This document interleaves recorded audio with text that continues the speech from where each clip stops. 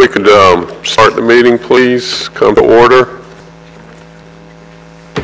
We've got a few people stuck in traffic out there, apparently some kind of traffic incident on Frederica. So we have enough to, we have a quorum, so we can begin. I think Will from staff will join us momentarily. If we could please, sorry, we'll stand for the Pledge of Allegiance and then an invocation. Thank you. Invocation first. You want an invocation first? Oh, invocation first. All right. So. Let us pray. Our Heavenly Father, we're grateful for this day and for the rains that have come. Bless this meeting and those that take part, our elected officials, our staff, and those that are appointed, and for the public that come out tonight. All this we ask in your name. Amen. I pledge allegiance to the flag of the United States of America, and to the republic for which it stands, one nation, under God, indivisible, with liberty and justice for all. Thank you, Joe. Okay, we've got a fairly busy agenda tonight. We've got two applications from the village. We have what used to formerly be the Fireside Cottage bank application, and then we will hear the Forbes Farm site plan, and we will hear the proposed tree ordinance tonight. Just after the two village applications, the commission will take a brief break for an executive session. Shouldn't be too long. So I just want to kind of manage your expectations on that timing. Okay? Let's see. I'm struggling for my agenda. Thank you. All right. First order of business is to approve the minutes from the June 19th meeting. Do I have a motion? Make a motion to approve the June 19th, 2018 minutes. Second. Second. All those in favor, show of hands, please. Seems unanimous. Okay. If we can get on with the regular business, village preservation. The first item is VP 3783. It's known as 609 611 Ocean Boulevard. Sorry. I can ask staff to please present.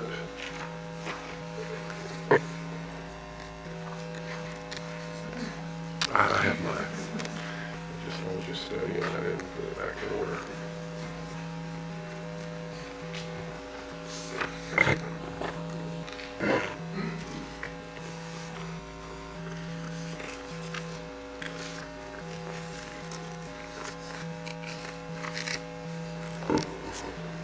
Good evening, Planning Commissioner, Stephanie Lee, Planning Manager.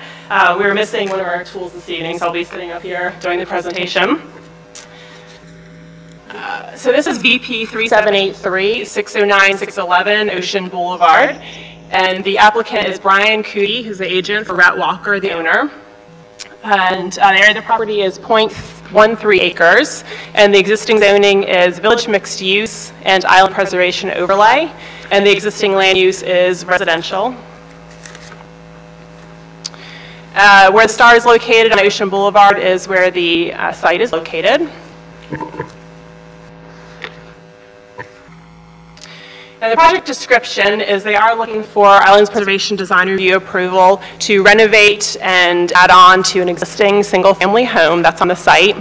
They are looking to install or construct a new attached guest house, as well as a pool and a pool deck. So the current application is to redesign and renovate the primary dwelling unit. They are adding a screen porch, bedroom, and golf cart port to the main dwelling unit. They are also constructing a 2-bedroom attached guest house, and this is attached via a breezeway to the main dwelling. And this is going to be in the rear of the property, as well as constructing the new pool and pool deck. The existing home is 882 square feet. Previously there was a cottage in the rear of the property that was 392 square feet. and they are adding a bedroom addition to the primary dwelling that's 528 square feet. And the new guest house that's going to be attached via the breezeway is also 528 square feet. The village mixed use does not have any required setbacks. And the single-family use on the property, and VMU, a single-family use that is existing on a property that was lawfully in existence when the code was passed, is permitted and continue allowed to be permitted by the zoning ordinance at section 715. So the property does have two addresses, 609 and 611 Ocean Boulevard. As I mentioned before, there was an existing cottage that was in the rear of the property. And I'll talk about it a little bit more in a minute. But the applicant, or the owners of the property, did demolish that cottage that was in the rear of the property, actually after they had applied for village preservation, but before they had come before the IPC or before it had been scheduled. So there are some enforcement measures going on right now because of that action, and I'll talk a little bit more about that in a minute. And there were some concerns about the two addresses because there was the former cottage in the back that had a separate address from the main dwelling. And their new proposal has the remodel of the existing cottage or the existing primary dwelling, and then they are attaching a guest house via breezeway. So the way that we look at it from our perspective on guest houses is that guest house is really just an addition to the main dwelling unit because it is attached with a breezeway. So it really should just be one dwelling unit and one address.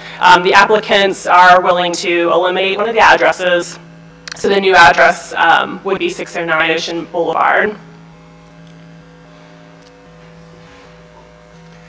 And as I mentioned, they did demolish the guest house, and that was in the rear, the cottage in the rear, before getting approval from IPC. They also had not gotten a demolition permit from the county either. So the violation information was provided to us, and our code enforcement officers began enforcing this action. Building Inspection Division did place an immediate stop work order on the beginning of that work, and we have initiated a case as well as cited the property owner and the contractor. And this is really just for your information on kind of the current status of the project. The IPC does not weigh in on the citation. That's handled by the courts, but just so you're aware that we are working on this enforcement. So there are some photos of the existing cottage that they had started renovating. The top is a rear photo, or the photo of the rear of the property. Then there's also the front of the house in the bottom left. And then the vacant, what you can see is vacant right now in the bottom right-hand corner of the screen is the location of that former cottage. It was just this very small cottage in the back of the property that's no longer there. So this is their a view of their landscape plan as well as their site plan. And then this is the proposed elevations for the renovation of the primary house and some of the changes there. This is a floor plan. On the left-hand side of your screen is the floor plan for the guest house. Then you can see the breezeway attaching it to the primary dwelling. Then here are your performance standards and review criteria for island preservation. And then your possible motions are move to approve, move to defer, or move to deny the application. And the applicant's agent is here this evening. If you have any questions of him about the project, I'm happy to answer questions as well. Okay, thank you, Stephanie. Questions for staff? Okay, seeing none. Would the applicant like to come forward?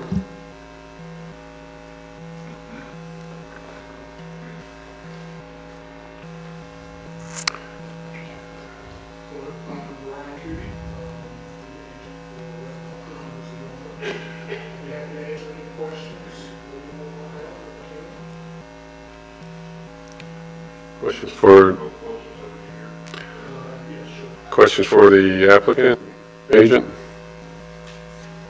Thank you. Okay, so we'll take public comments. As usual, we have half hour per pro and oppose 5 minutes for each speaker. I would invite anyone that is in favor to please stand, please come forward.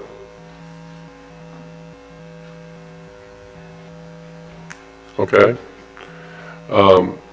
Those being opposed, please come forward. Okay, very good. We'll close public comments.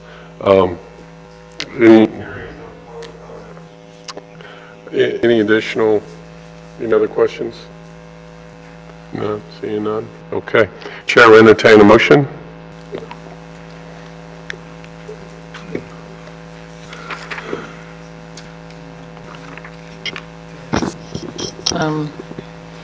Do we have the motions on the board, or?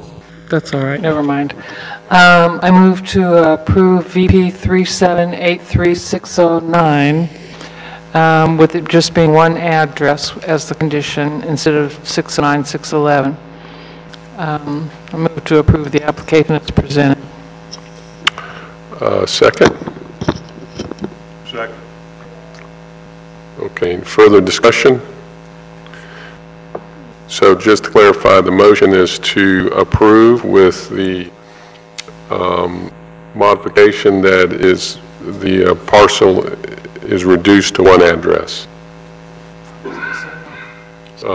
Being 609? Okay. Call for a vote. All those in favor, please raise your hand. Okay. It's unanimous. All right, next item is VP 3802-409 Kings Way. It's a design review for a new single-family dwelling.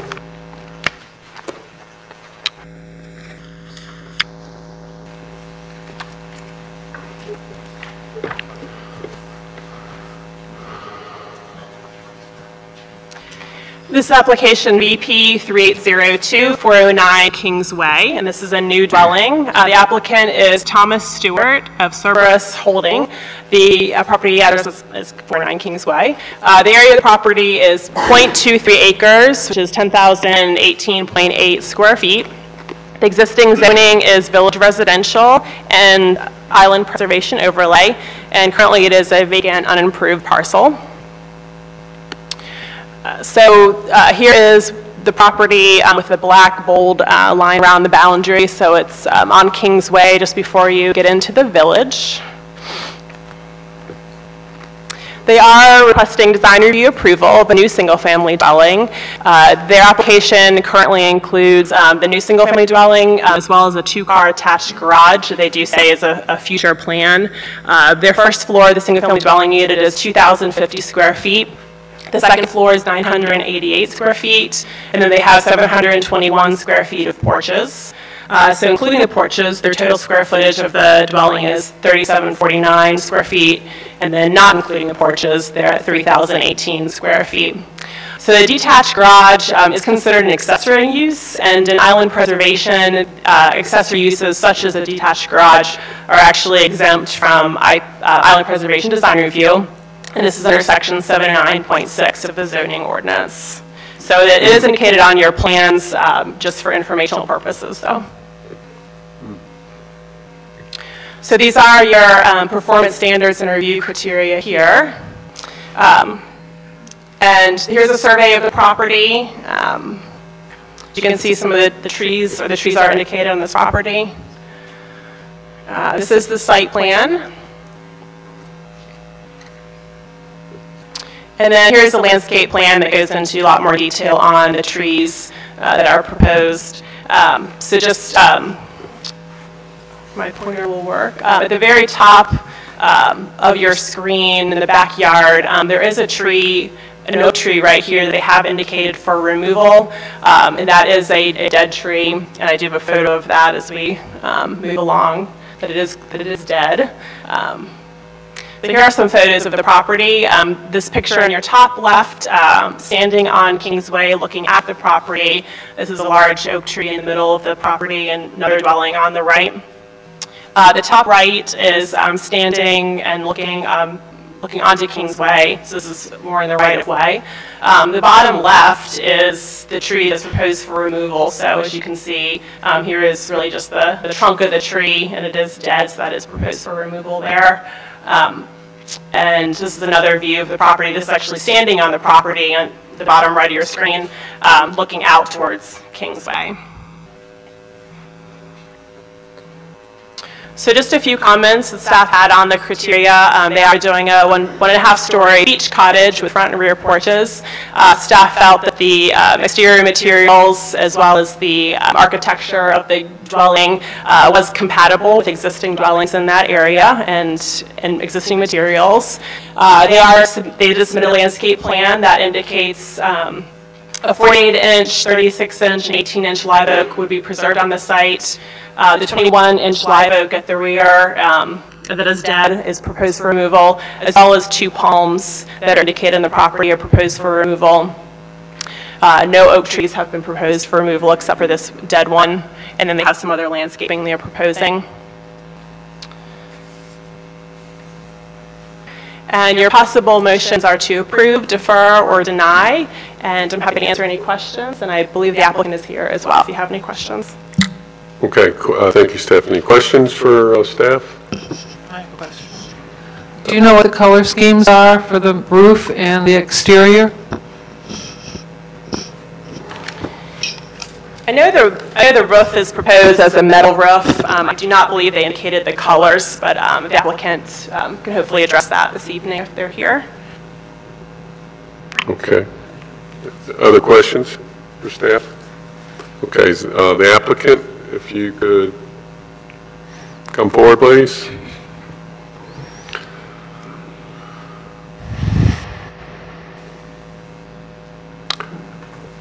Introduce yourself. No. Can't hear him. I don't think it's on.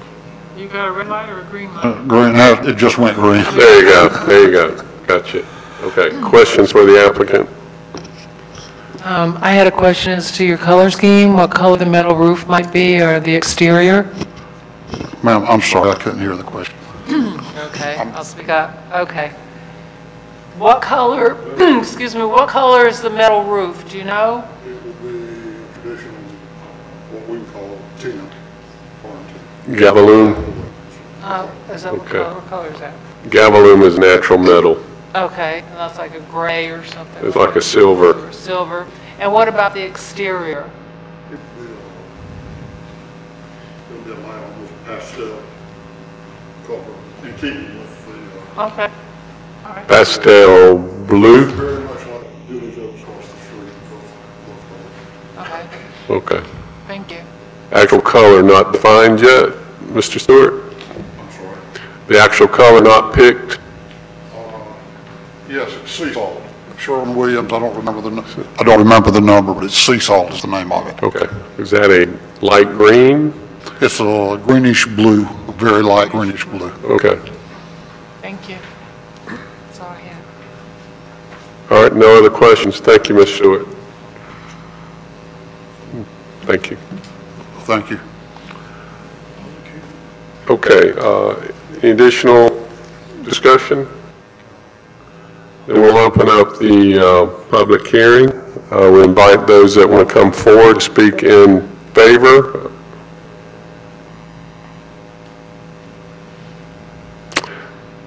Okay, seeing none, we'll close the in favor time period, and we will invite those that may be opposed.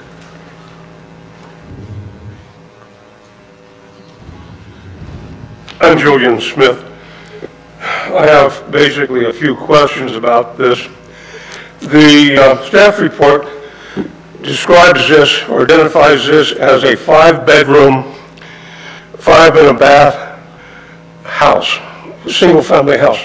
The term single-family is used 4 times on the 2 pages of the staff report. And the elevations, the floor plan, etc., identifies this as a new home for Sherry Stewart. Now, I hope it is a new home for Sherry Stewart, I hope it is not a mini hotel disguised as a new single-family home.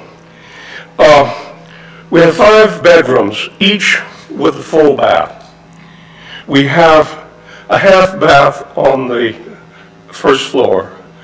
We have 2 rooms that, if you look at the design, would seem to be suitable for what are called sleeping rooms.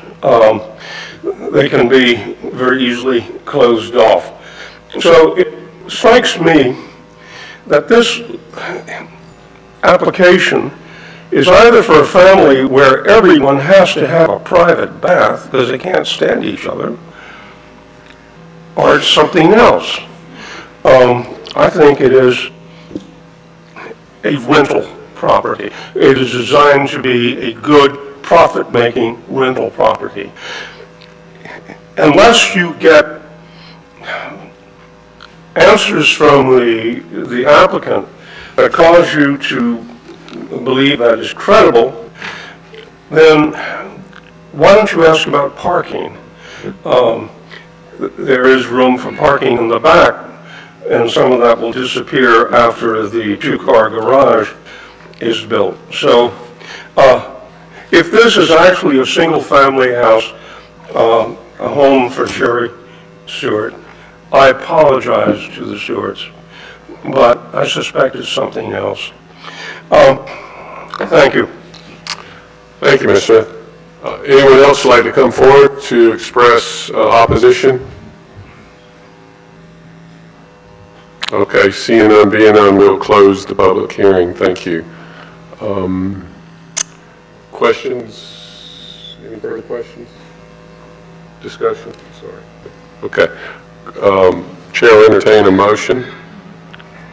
I move to approve application VB 3802. I'll second. Okay. We have a motion to approve with a second. Discussion? Okay, Chair will entertain we'll call for a vote. All those in favor of the motion, please raise your hand. Okay, it's unanimous. Thank you.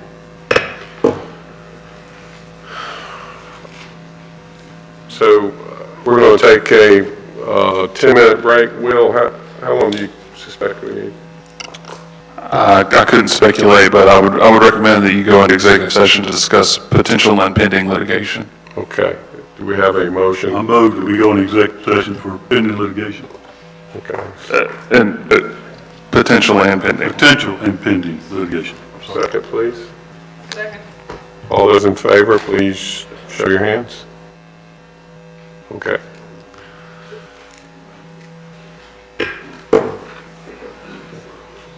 We got this room back here. Okay.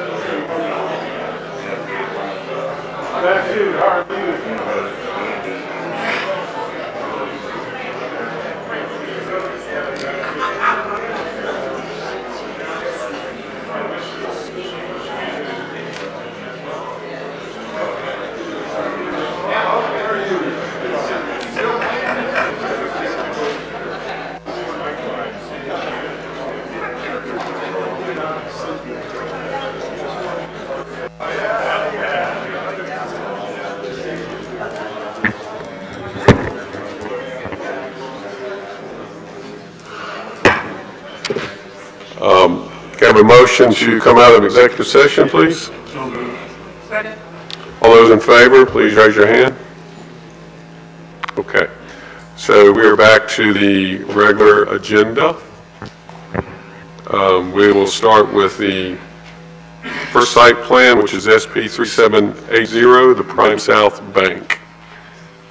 I invite the staff for a report, please.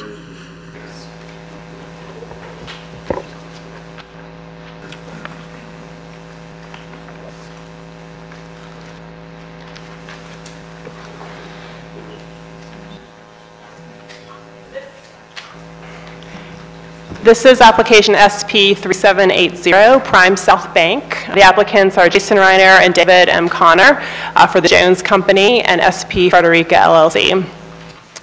The name of the project is Prime South Bank. It's located at 1795 Frederica Road. It is 0.72 acres. The development area is 0.45 acres. The existing zoning is planned development. The base number for that PD was GC 3384. The existing land use is a vacant former restaurant. They are proposing to do a bank on this space, and the proposed building size is 4,600 square feet. And where the star is located on Frederica is the site. So it's at the corner of Riverview Drive, and Frederica. So we do have some drone footage of the site that I'll show you.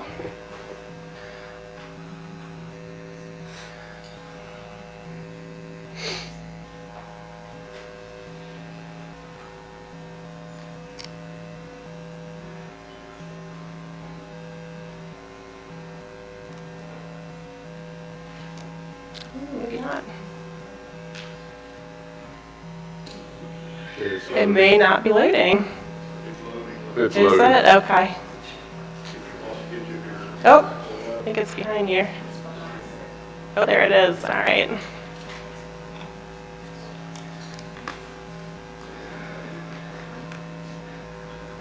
So as you're looking out from the site towards Frederica, this is looking north.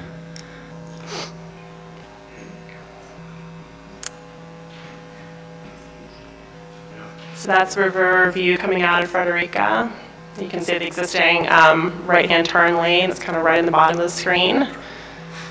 And some of the oaks. And that is the back of the property.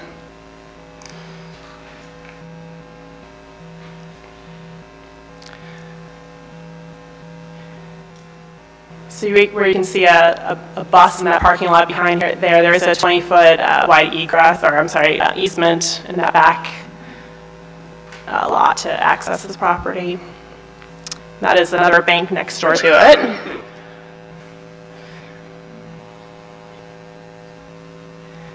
There's just a little bit more that really kind of zooms in on the building, but I'll probably stop it here.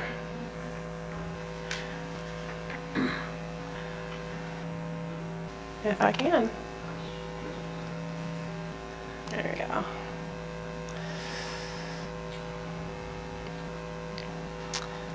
Okay. There's a few more photos. This is from Frederica looking into the property. This is the front footage. This is the corner of Riverview and Frederica. And this is the rear access onto the property coming from Riverview Drive. So this property is 0.72 acres, and as I mentioned before, the parcel is in PD. And so the PD text for this property indicates that the permitted uses would be the same as what is allowed in the county's highway commercial zoning district, and uses such as a bank are allowed in highway commercial, so the use is permitted. The proposed development consists of the bank as well as the associated infrastructure. Fireside Cafe was the restaurant that used to be on this property. There was a previous site plan application for another use for Flash Foods convenience store that there was a conditional use permit as well as a site plan application. The conditional use permit application was denied by the IPC in February of 2015, and then the site plan application was closed after the IPC denial of the conditional use permit because the site plan was no longer necessary because the use was not allowed. So on the transportation and traffic side, the applicant has redesigned the existing ingress and egress. They are showing it to be a right turn in, right turn out. However, there currently is no obstruction for someone who would be traveling north on Frederica to turn left into the site. So although it is designed as a right in, right out, there's nothing barricading someone from turning into the site if they're heading north onto Frederica. The applicant is willing to provide right-of-way along Frederica Road. They're providing 1,968 square feet, which is approximately 0.045 an acre for right-of-way dedication. The site does not have direct access to Riverview Drive. However, there is an ingress-only point and an ingress-egress that goes to the 20-foot access easement that is on the rear of the site, west side of the site. The site plan will show that a little better. So here is the site plan. If I can find my cursor. There we go. Okay, so here is Frederica Road heading north. And this is Riverview. Coming back behind here, this is that access easement along here. So they do have two different access points off the rear coming in this way, and then there's also an exit only, and this is through the drive-through portion of the bank, and their ATM will come out this way. On Frederica Road, this is where they're showing the access in, and then also the right turn only right here. So that is what they are showing there. They're also showing a landscape plan indicating new landscaping that will be proposed for this buffer along Riverview as well as Frederica, and parking spaces on the site. This is the elevation of the building, what the building would look like. And these are your possible motions to approve, approve with any modifications, deny or defer the application. I know the applicants are here this evening if you have any questions of them or additional information. I'm happy to answer questions as well. Okay, thank you. It looks like the elevation of the burner here has the drive-through windows on the wrong side. Yeah, that we did realize, let's see, I think I'm going the wrong way with this. Hold on a second, let me pull this site back up. Oh, I'm on the wrong, I think I was going the wrong direction. But no, you are correct about that. So they did show us elevations for their prototype for their building, but it is, just flip it. So let's see. Got myself lost here. I'll pull up the site plan again so you can see that.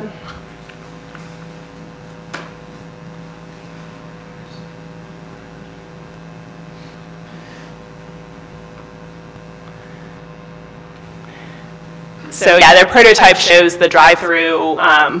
It would be coming from this area if it matched elevations, but if you just kind of flip it around, the drive-through is actually on this other side of it. Thank you, Stephanie. Any other questions for staff? Yep. I have a question about the dedication of the portion for a right-of-way. There's already a right turn lane there. So why would we need another dedication of more property? That is correct. The right, that turn lane is currently existing. So it is just this additional land that they are giving to that project. So if there needs to be any widening or additional work in the future. Interesting. Okay. Could we have the applicant to please come forward?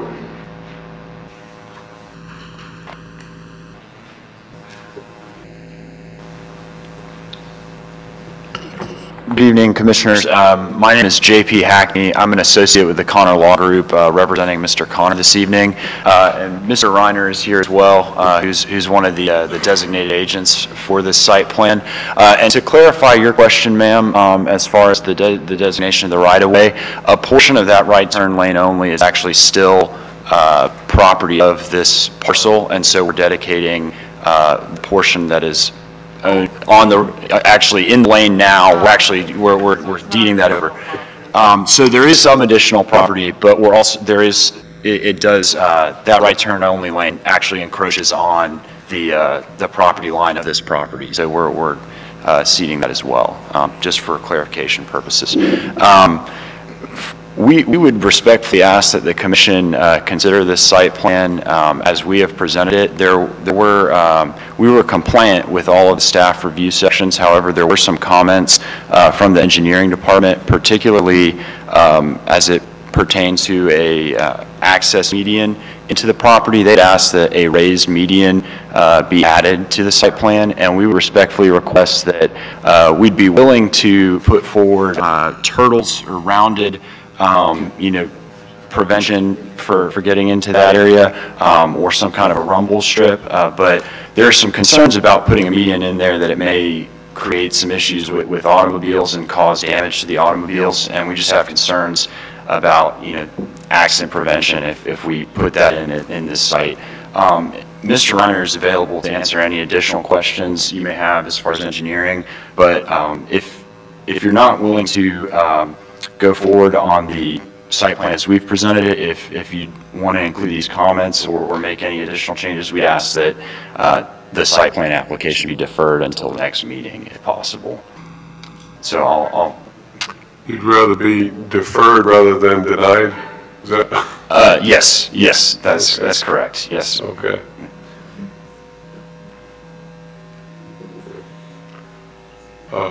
Mr. Reiner? Okay.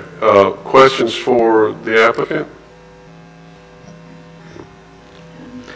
On this island, on the ingress and egress there, it's hard to see on that slide, but it's showing a striped island right now, and the county engineering on traffic wants you to raise that where it's a defined lane pretty much. Yes, sir. Y'all have a problem with doing that? Yes, sir. It'll be such a small island that there's going to be a high likability of traffic running across that island and causing automobile damage. We'd prefer to do it as a DOT approved with raised pavement markers or something to make it Something won't be destructive to the car. Yes, sir, that's correct.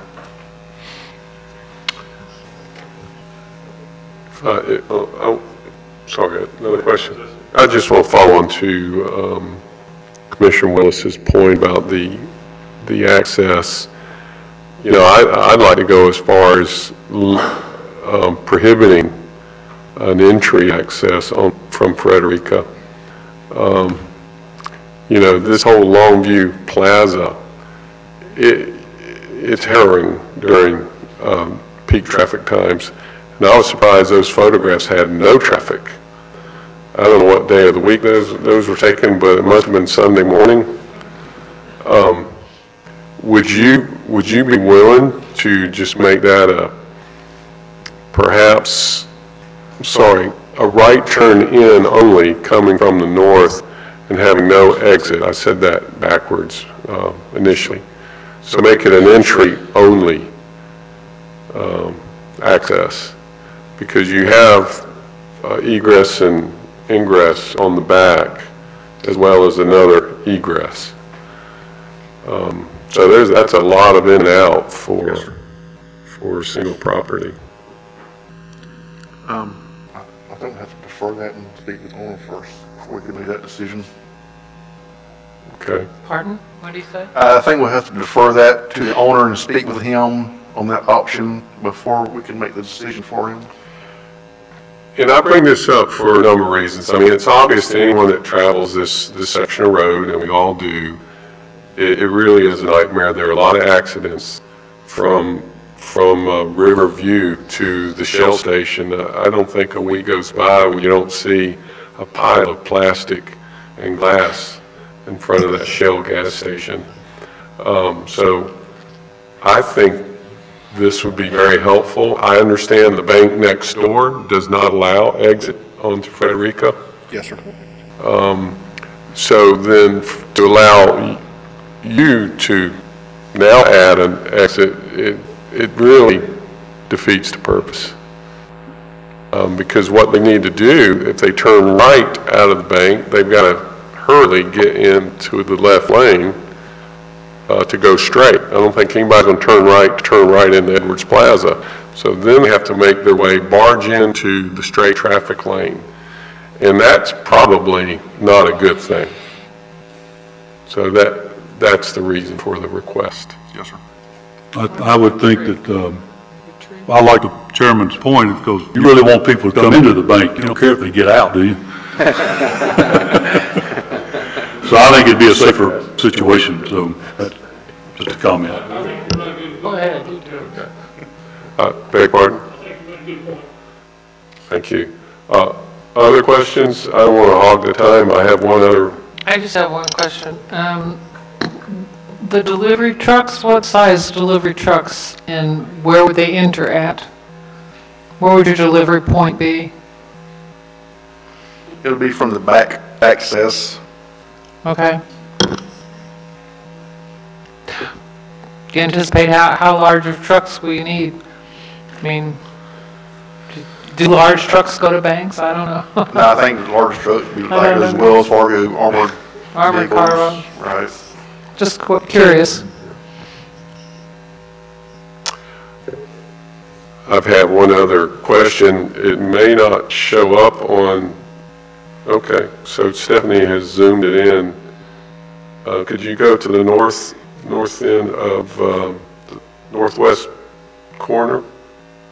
Okay.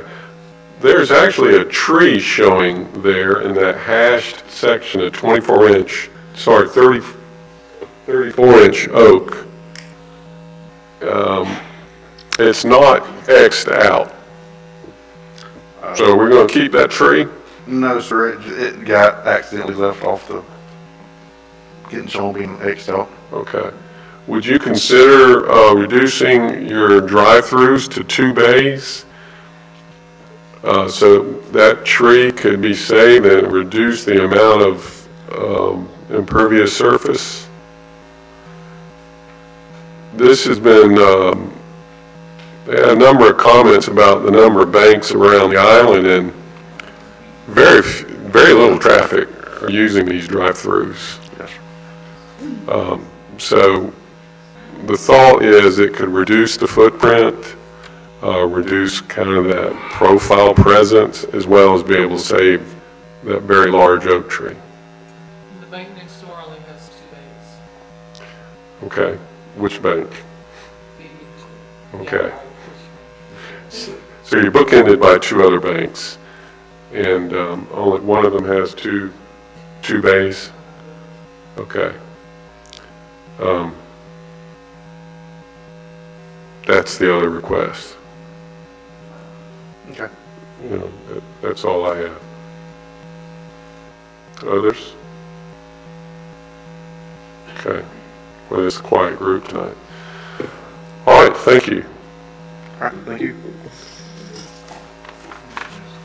Thank you. Let me ask a question before you leave. Would you rather us defer this with these suggestions that we have, that you go back to the owner and come and bring it back? Would that make more sense than to go through all this? Because you've seen that there's 2 valid suggestions by this commission, I think, that all of us probably agree with.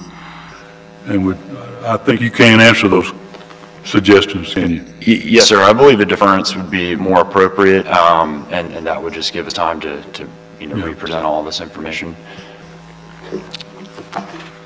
Time to make a motion to defer. Well, we don't have to get to that yet. I'd go defer. I don't know. I'll move to defer application SP 3780 as presented, but we give the suggestions to the owners of what the commission has delineated with the exit on the front and reducing the drive-through from 3 to 2 in order to save the live oak. Have a second? Second. Okay. So we have a motion to defer, and in that case, we would not hold any public comments if the application is deferred. Excuse me, sir. You out of order? Thank you. So all those in favor for deferring, please raise your hand. Okay, it's unanimous. Thank you.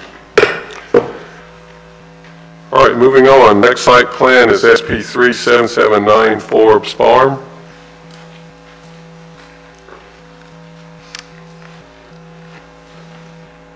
We'll have a report from staff, please.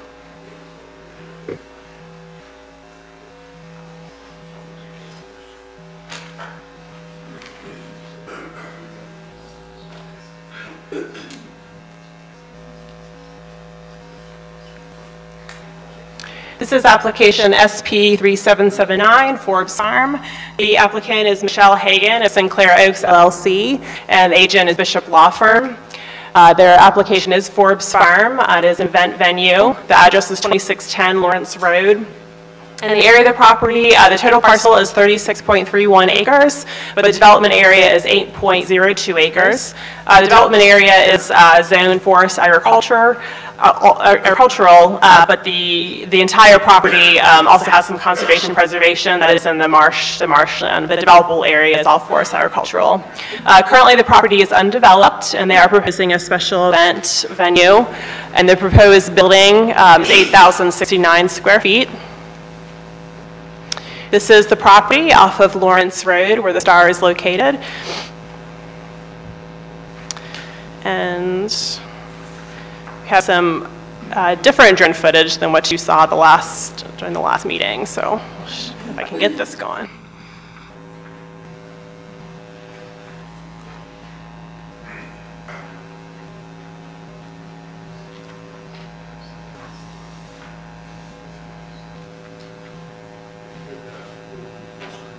Oh, okay. Okay.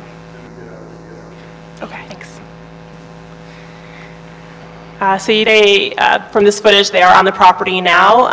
You can see some of the stakes where the main entrance road would be. This is an existing clearing on the property.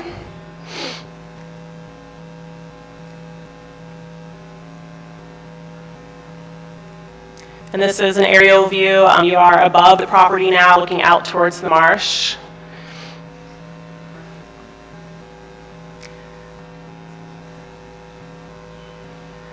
And the Hampton River is beyond. Now you're looking north, still over the property.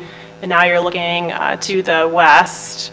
The clearing you can see below is where the property is located. And then you're right over Lawrence Road right now, looking towards Frederica Township. So we are on the other side of Lawrence Road now. So here's Lawrence Road again, looking south. And then you start to look to the east again. All right. That's good.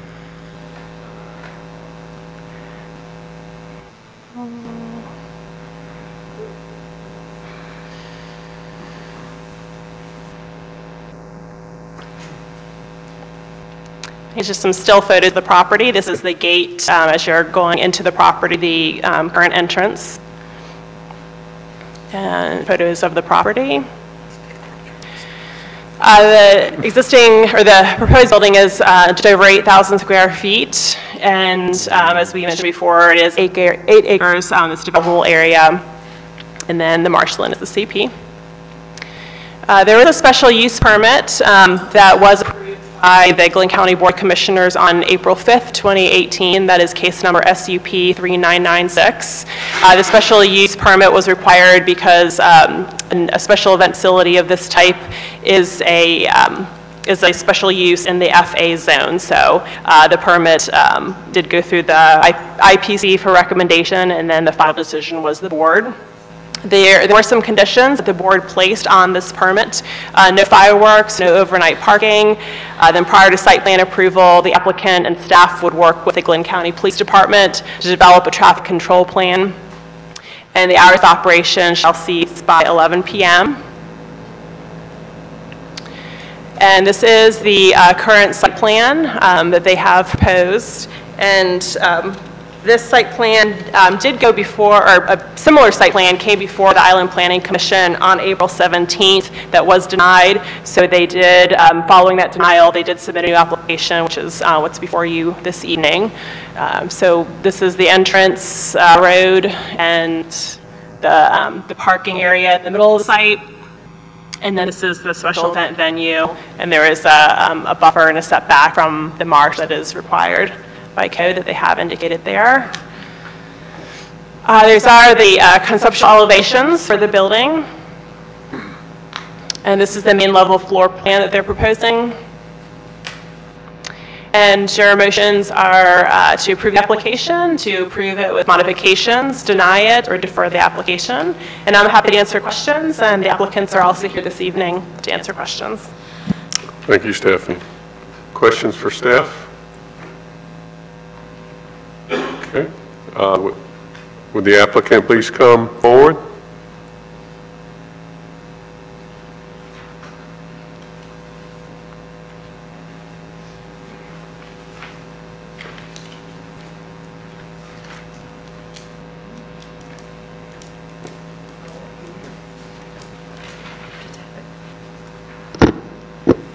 Good evening, Michelle Hagan for Forbes Farm. Jonathan Roberts will also be answering questions tonight. Thank you. Questions for the applicant? Okay. No questions. Okay. Sorry. Oh.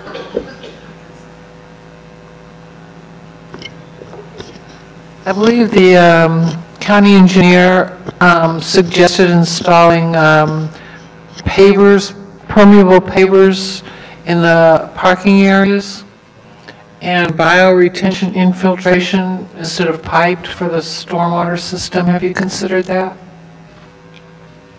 We have considered that, and the permeable pavers is a cost consideration.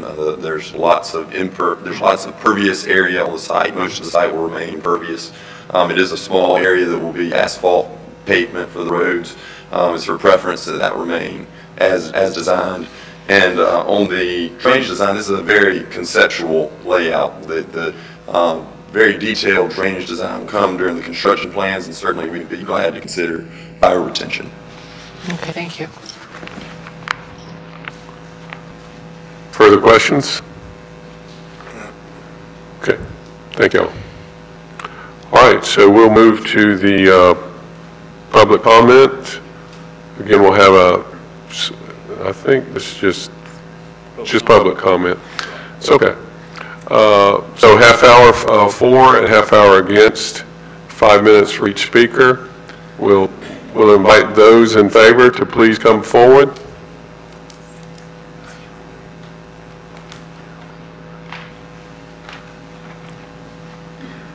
Hi, good evening.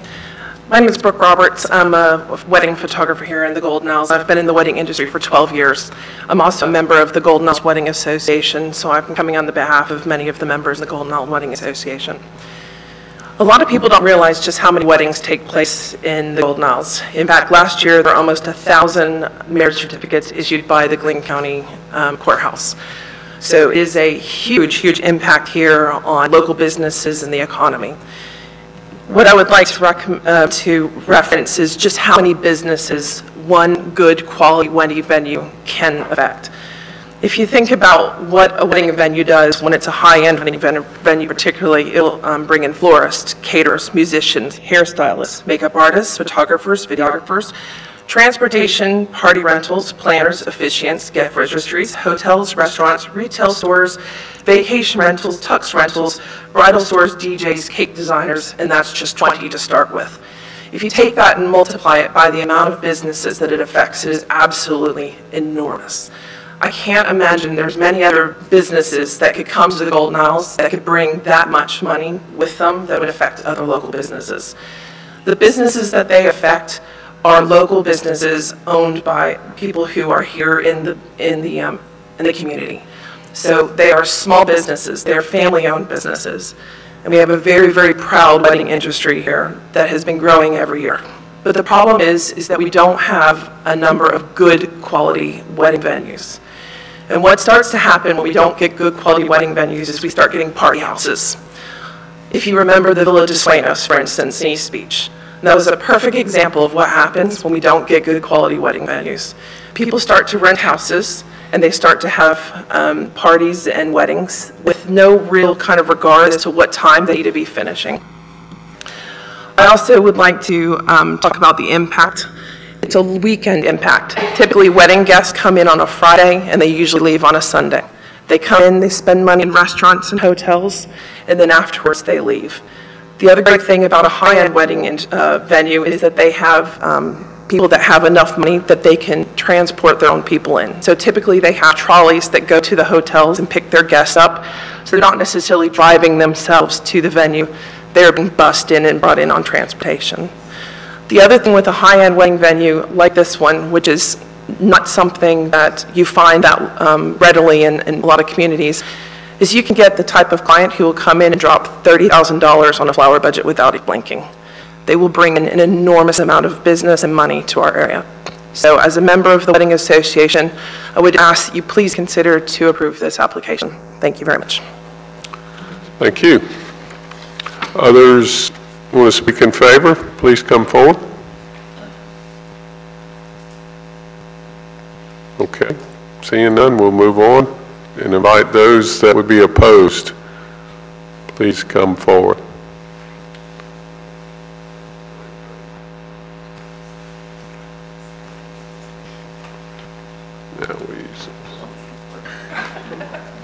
Run into each other. I'm Frank Glynn. Mr. Duncan, I appreciate your letting the florist wedding planner speak about stuff that was not about site plan, and I hope you'll let the next half hour of the people who are against this do the same. In regards to her statement that these were only going to take place on weekends, if you'd all like to put a provision in your approval when you approve it that there be only something on weekends, that might be a step forward. But there's nothing currently that says this is only for weekends, and I can tell you from working at Merrill Lynch for 40 years, when they sent me to the cloisters Cloisters would have been very pleased to send me over to this venue on a Tuesday or a Wednesday where we would have had a wonderful time with rock bands until 11 o'clock in the morning. Which brings me to my comments. I see no consideration in the site plan for noise abatement anywhere. The following language that you're all familiar with was used in court by the county when both Flash Foods and Dollar General sued the county and lost. It's from the preamble to the zoning ordinance, which I guess you're not supposed to listen to anymore. But the preamble calls for commissioners to regulate with reasonable consideration the character of the various districts on the island and to promote desirable living conditions. Let me repeat, to promote desirable living conditions. Of course, the new structure in a neighborhood having a rock and roll band playing until 11 o'clock at night just 100 feet from its residential neighbor who's owned that property for generations and is used to a tranquil lifestyle is not exactly promoting a desirable living condition for that neighbor. Whether that neighbor's built his house on that lot now or not would seem to me immaterial, as he will be expected to build a house on this lot at some point in the future. The rock and roll going on next door will be there whether he builds this house or whether he has not built it, but when he does, this will affect his lifestyle. And if this plan is approved without consideration of noise abatement, there's a problem. If you can somehow figure out that they can put a rock and roll band in there and have the windows and doors closed so it doesn't affect your neighbor, that'd be great. But nobody's brought this up, and I hope you will consider it. Thank you. Thank you. Next speaker, please. Before I get into, I'm Hugh Bork, resident here on the island. Before I get into my comments on the actual site plan, just my memory over the last couple of years, there's been a number of applications that turned out to be challenged in court, and they were deferred by this body based on an open litigation. And I just asked the Island Planning Commission, why are we going against that precedent tonight with an open court case in for this venue? Seems we picked some, we picked none. So I asked that question earnestly, and I'd like to hear an answer, please. Second point is this one also a done deal? A number of the items come in, and clearly we're just going through the motions and punching the ticket, the IPC, to go forward. I'm looking at the body language of a couple of folks up here, and I think the answer to that question is yes, it's a done deal. I didn't ask the question to specific any person. I'm just making an observation, okay? Now, on to my comments on the plan. I don't want to take away Ms. Lancaster's thunder from her tree ordinance, but right now, the tree canopy on the island is at 50%. And as it's written, and I don't want to get into the details, we're trying to maintain something close to 50%. While I understand the applicant has met the minimum tree credits, positive in the tree credits trading, they've met the requirement, I got that. It would go a long way in getting this approved, and with the support of more residents than it has support on right now, all right, if they would make some concessions. If you look at the parking lot, regardless of what kind of pervious surface that you have, if you would extend the parking lot 3-5 spaces and save some of the trees that are within the parking spaces, no harm, no foul, and the general venue presentation remains unchanged. If the entry road was made wider at a couple of locations, and I'm sure the engineer knows what I'm talking about, you could save yet another couple of trees. As you go further back on this property away from Lawrence Road towards the marsh, not only do you get into some significant tree cover, but the trees right along the marsh are second growth maritime forest. These are where the oaks are all interlaced and whatever, very similar to what you see on Cumberland. You may not see that unless you walk the property, okay? On the marsh, it is maritime forest, and a large portion of that is being cut for this venue. So given the fact that we're already at 50% on tree cover, okay, I would implore that the applicant consider, at least in the areas of parking and driveway, to reconfigure somewhat. It doesn't change the approach, doesn't change the general concept, but to work the parking lot around the trees would be a great benefit to the presence of the venue as visitors arrive, and it would also save some of our precious tree canopy. You can argue whether the beach or the tree canopy is the #1 asset we have drawing people here, okay? My personal preference is I like trees better than the beach, but there you go. That's my personal preference, okay? Also, disingenuous presentation. In the first 2 presentations, the applicant made comments that they wanted a beautiful venue in concert with the environment, et cetera, et cetera. I'm just paraphrasing what the first 2 pieces have, and the first thing they're going to do is come in and rip out the maritime forest. I don't think we're going to have a 0 impact, but if you did a little bit of pre-planning and made some minor alterations of either shifting the building within the setbacks, you'd save a number of fairly large trees right in the maritime forest area. And some of the trees up in the parking area, while they're not maritime forest, they are oaks, okay? And they could be saved with just a little bit of ingenuity. What I would call the blatant ignorance or ignoring of those requests is not in keeping with first statements of wanting to be compatible and having this gorgeous venue for the weddings of the dreams of the ladies and gentlemen that are participating at weddings there. So I would strongly recommend that they do what I would call an optimization of the trees. That doesn't mean stop cutting them. I understand you got to have some, but there's certainly a number of things that can be done with 0 cost and 0 time that it would take that would preserve some of the tree canopy that we have right now as a tree optimization plan. So I would suggest that if you're going to approve it, which is a done deal, it have the caveat to optimize the tree canopy. Thank you. Thank you.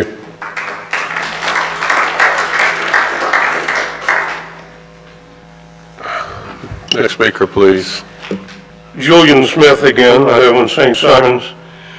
I tried to speak in opposition to this the first time it came up, and as you know, I had to be removed in handcuffs from the room. Came back when you had another hearing, or rather public comments on this, and I spoke ironically and sarcastically in favor of the application, which the Planning Commission, in its wisdom, turned down. I doubt that you will turn it down tonight. I hope you will. And there's one good reason for you to turn this down.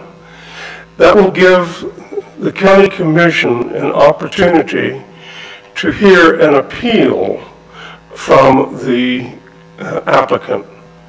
The County Commission, as a result of your wisdom, or the wisdom of 4 of you at an earlier meeting, the County Commission took away, gave itself the power to overrule you on a site plan approval or denial.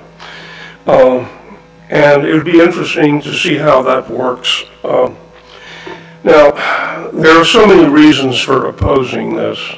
The fact that it's going to be in a septic system, the fact that so many trees are still going to be taken out if they go with the site plan that they have not changed.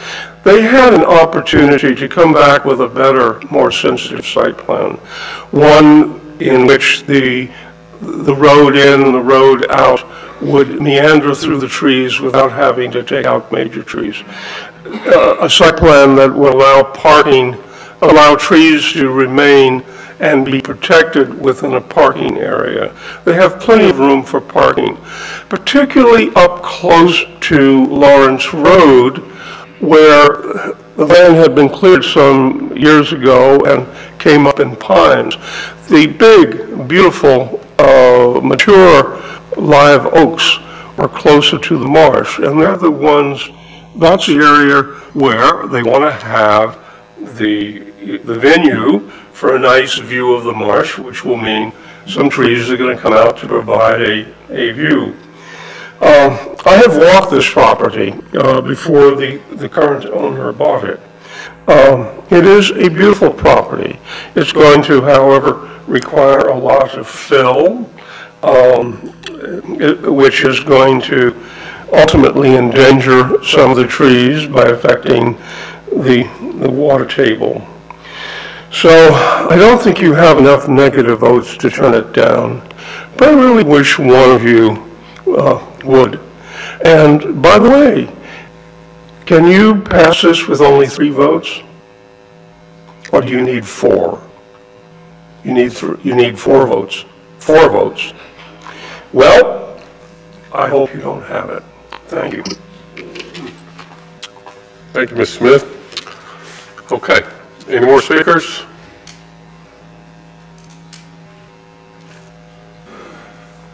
Jeff Kilgore, and I have asked the county attorney for an opinion. They refuse to discuss the legality of the septic system. It's my understanding from reading the code that where the public sewer is available, that you must access the public sewer. In this particular case, this site, it's unreasonably expensive. So I presume the applicant doesn't want to make that investment to go on the public sewer, but I don't think they have that option. Legally, there is a provision in Section 802 of the subdivision regulations for a variance to be issued. This applicant has not applied for that variance. This applicant does not have a variance in their name for a septic system. Further, there is no provision in the Glynn County ordinances for a commercial enterprise to have a septic system.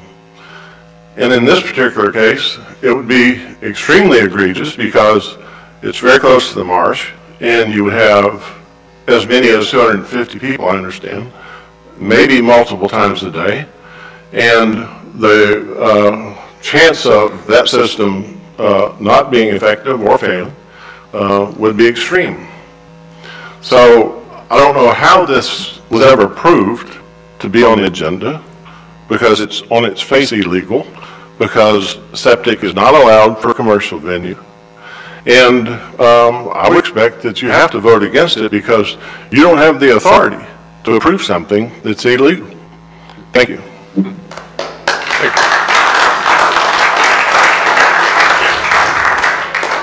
Any more speakers, please?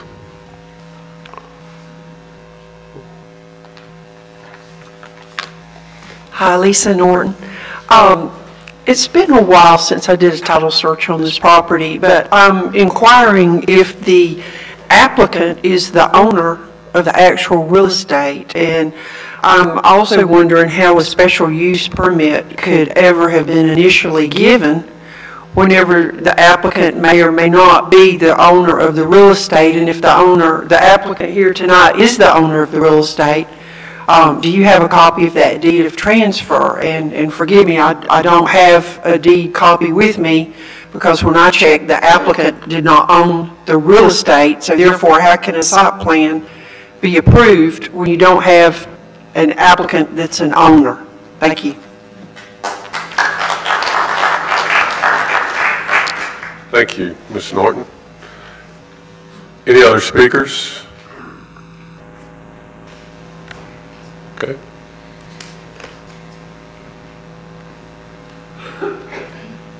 Thank you very much. My name's Stephen Barron, and I live on St. Simons. Actually, I drive on that road every day. I'm retired, and I live in Hampton Plantation, which, you know, it's nice to go down that road, but, you know, one thing I notice a lot is two things on this is the wildlife. You know, you can drive up and down that road and see, you know, everything from raccoons to possums to armadillos to deer being killed. And that's just with the short traffic. That road's not a busy road. And I know that when something like this comes in, it's going to do a major impact with our wildlife. And that concerns me. The other thing that concerns me, and it's on an opposite end of this, is with wedding venues, and I know a lot about them. I know a lot about, with my background with it, that you have to have experienced individuals that would run something like this. I'd be curious to know with the applicant how many weddings and what kind of experience that they have. You can't just bring in somebody that, if my feeling is they don't have a lot of experience, and that's why I'm bringing this up, to bring them in and put them in that situation, and us as residents assume that they have experience to take care of our beautiful road. And Lawrence, I love the way that it's so peaceful and how everything has been taken into place thus far, with everything from Frederica community to Hampton, Cannon Point, the horse stables. Everybody has taken into consideration these things. And I think there's way too many open ends with this particular venue project to come in that quite honestly worries me. And I hope that all of you guys can take any of that in consideration, that we deny this. Thank you. Thank you. Thank you, Steve. Okay, any other speakers? Going once? Okay, seeing none, being none, we'll close the public comment, and we'll have any other discussion, any other questions? Okay. Were there any significant? Okay. No. Okay. Chair will entertain a vote. Sorry, a motion.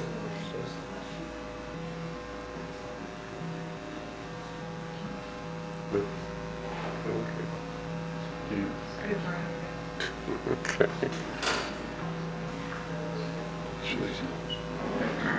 Do you want to verify? Okay, we will address some of the points that were raised. I know one of the questions I heard was just a question about ownership of the property. There is a deed that is in the application packet that the current applicant is the new owner of the property as of April. And there's also a question about the special use permit, whether that is transferable if the property hasn't sold. Conditional use permits, special use permits are transferable between properties as long as the actual development adheres to all the conditions and everything regarding that special use. So that is transferable from property owner to property owner. And those are the main questions I heard, unless there's anything else anyone else heard that we need to address.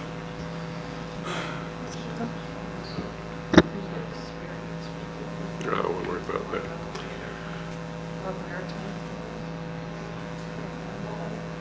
Okay.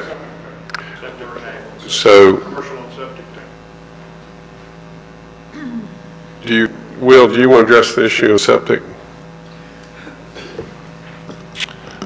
Yes, Mr. Chairman. So obviously I'm limited to a great extent to the detail I can go into because of attorney-client privilege, but it's our office's opinion that the variance that was given in 2013 is valid and applies to this property to this day. Right. Okay. The chair will entertain a motion.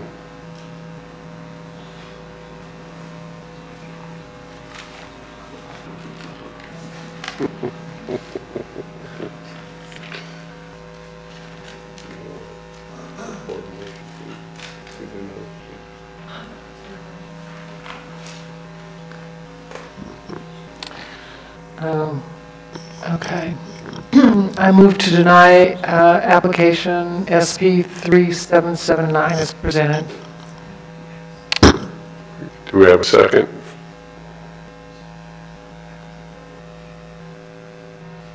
Second. Okay, we have a motion on the table to deny the application as presented. Discussion?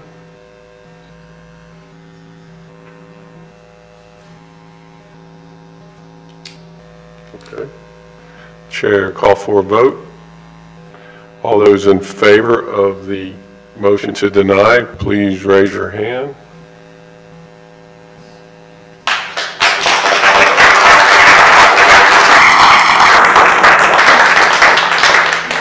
So it was unanimous. Okay, the last item for tonight is the ordinance. Sorry. It's TA 3822, the St. Simon Island Tree Canopy Preservation.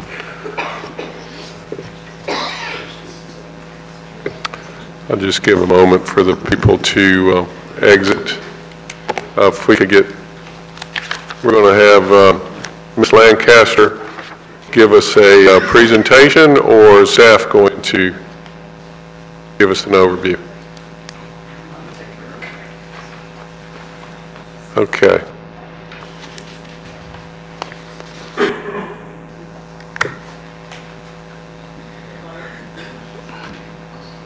There we go. Okay, good evening. We got here a little earlier than I thought we would. Yeah, really. That's a good thing. It's a good thing. I'm here to present the St. Simon Island Tree Canopy Preservation Ordinance, amendment to Glynn County Code of Ordinances, Section 624. As you recall from the work session, we walked through Section 624's history, adopted in 2009. We have been working on an amendment to Section 624 since April of 2015. It went through one iteration that was rejected by the Board of Commissioners, and we were directed to go back to work, which we did in May of 2017, and the revised ordinance is now ready for final consideration for your recommendation. Let me remind you of the members of the committee. From the Island Planning Commission, Joel Willis and Stan Humphreys. From the Mainland Planning Commission, Tim Murphy. From the developer community, Bill Edenfield and Brad Brumbach. From the Tree Advisory Board, Cesar Rodriguez and Charles Taylor, and I served as a citizen representative. And let me remind you that there's also some overlap here in the roles that folks played. For example, Cesar Rodriguez is a commercial developer who has worked with different tree ordinances throughout the southeastern United States. Charles Taylor is also a realtor in addition to being a member of the Tree Advisory Board. The UGA Extension Service provided the assistance of Dr. Don Gardner, who recently retired. He is a certified arborist. He was formerly the director of the Savannah Park and Tree Commission. Savannah's had a strong tree ordinance for many decades. Community Development, Pam Thompson and Janet Loving, and then Will Worley from the County Attorney's Office.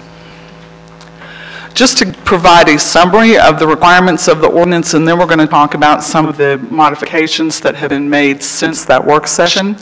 A tree plan is required before construction of commercial properties, hotels, condominiums, the development of new residential subdivisions from raw acreage, and the redevelopment of substandard lots of record when that results in higher density. The tree ordinance is not applicable to previously approved site plans and preliminary plats. It is not applicable to removal of trees other than live oaks of any size on property that's already developed, whether that's residential or commercial development, and the removal of live oaks less than 38 inches diameter at breast height on already developed properties. The removal of a live oak of 38 inches or greater will require a simple approval process through community development. Remember that a 38-inch live oak is equivalent to a tree that is 10 feet in circumference. 38 inches is the diameter through the middle of the tree. That tree is approximately 125 years old and provides about 2,400 square feet of canopy. It is not a tree that you're going to decide on a Saturday afternoon to pull out your chainsaw and take down in your backyard. So an application is required for removal of a tree of that size. If you are already required to have a tree plan because you are building a new commercial development or residential development, you can note on your tree plan of trees of 38 inches or greater that would be removed, and that's approved in that tree plan process. There are many conditions that allow removal, including if the lot can't be developed without the removal of the tree, if the tree is diseased or dead or is a hazard, or if the tree is providing damage to existing infrastructure, driveway, structure, or if you cannot make an addition to your property without removing that tree. After the work session, there were a number of questions, and we went back, met with the chairman and staff, And we came up with some modifications to the draft that was presented at the work session. This is a summary of those modifications. Originally, the demolition of a structure built over lot lines triggered a tree plan requirement. Now that is only a requirement if you are building on each lot of record. So if you have a structure built over 2 lots of record and you replace that with one similar structure, there's no tree plan required. Additionally, if you re-subdivide lots of record and you are decreasing density, if you're going from 10 lots to 6 lots, there is no requirement for a tree plan in that instance because you're reducing density. There was a question about which pruning standards would apply, and the ANSI standard has been referenced as the pruning standard. And when we say pruning, we're not talking about removing small limbs. We're talking about the removal of structural limbs, and that's where the ANSI standard comes into play. All of the local arborists and tree companies are familiar with those standards. The protection of Glynn County trees during construction. Originally, we had talked about preserving the critical root zone for all trees on the development site and Glynn County trees. We dialed that back to the structural root zone because we recognize that we're dealing on the island with primarily small sites, and we have anecdotal evidence that our trees are surviving even though they are being surrounded by development. I fear that someday that will not be true, but we're working under that premise, and the protection of Glynn County trees is now limited to the structural root zone. So that's consistent with the tree protection area that's required of your trees on the development site. Now, if the Glynn County tree has a structural root zone that intrudes upon the development site, that Glynn County tree must be protected also, but not if the larger critical root zone is what comes onto the development site. There was some concern that the tree plan requirements were too detailed and burdensome, especially for large tracts of land. The tree plan requirements now track the requirements of the existing tree ordinance. You will note in the Forbes Farm application that you just looked at, they have complied with the requirements of the existing ordinance. And so a future developer who is going to develop a site of that size, a multi-acre site, will be complying with those same requirements. Trees greater than 12 inches EBH are shown on the plot, can be grouped. We have added a photography requirement for everyone's edification. The photography requirement for sites greater than an acre can be met with aerial photos, drone photos, or tree groupings. It does not have to be a photo of every individual tree. This way, staff knows what's on site at the time that site plan and tree plan are submitted, and there's no question, and we have had question in the past about site plans where there were trees shown on the site plan that actually had not been on the site for many years. So this is just a better way to document what's on the ground, what will be cut, and what will be saved. There was also concern that the definition of the open soil area was too restrictive. That definition has been amended to provide for planting and permeable surface under the trees in the open soil area. Tree protection standards, this is a discussion that we had with the chairman who came up with some great ideas. We want people to comply with the tree plan. We don't want trees mistakenly removed from a site because somebody running a backhoe or one guy who shows up one day didn't get the understanding of which trees were trees to be saved. So tree protection will be in place prior to land disturbance activities, and trees to be saved will be clearly marked with green tape so that everyone working on the site, all the subcontractors will know which trees to be saved and which trees can be removed. Those are the changes. And this is the culmination of a lot of work by a lot of people, the committee, the staff. We have a tree protection proposed ordinance that I believe is a vast improvement over what we have had in place in the past. It will require residential developers to have a tree plan for their neighborhood. It's not a lot by lot requirement. It's simply a requirement that when you provide that preliminary plat, that along with that preliminary plat that you have a tree plan that meets the requirements for that neighborhood. It can be done in common areas, it can be done in the slopes of detention ponds, it can be done in the setbacks. What this is going to do is, over time, return our tree canopy to 50%. I am quite certain that we are below 50% right now. I used a tool called iTree and did a little analysis of south of Sea Island Road this week, came up with between 38 to 45% tree canopy, depending on the site. We've lost trees to development. Since we started this process, we've lost about 50 acres to residential clear cutting where no tree plan was required. We've lost trees to the storms. So I urge you tonight to recommend approval of this amended Section 624 to the Board of Commissioners. Thank you. Thank you. Okay, questions for the applicant, or, sorry, the staff The report? volunteer. Yeah, the committee. Not staff. Thank you. Got it. All right, any questions? Okay. I just want to say the work that Design Council has done. She has been going with Lorley and others that they have put countless hours into developing this and listening to people and making changes and bringing it forward. Thank you. It has been a long and arduous group effort. Let me just point out one more thing to you. This is the site plan that you looked at tonight for the bank.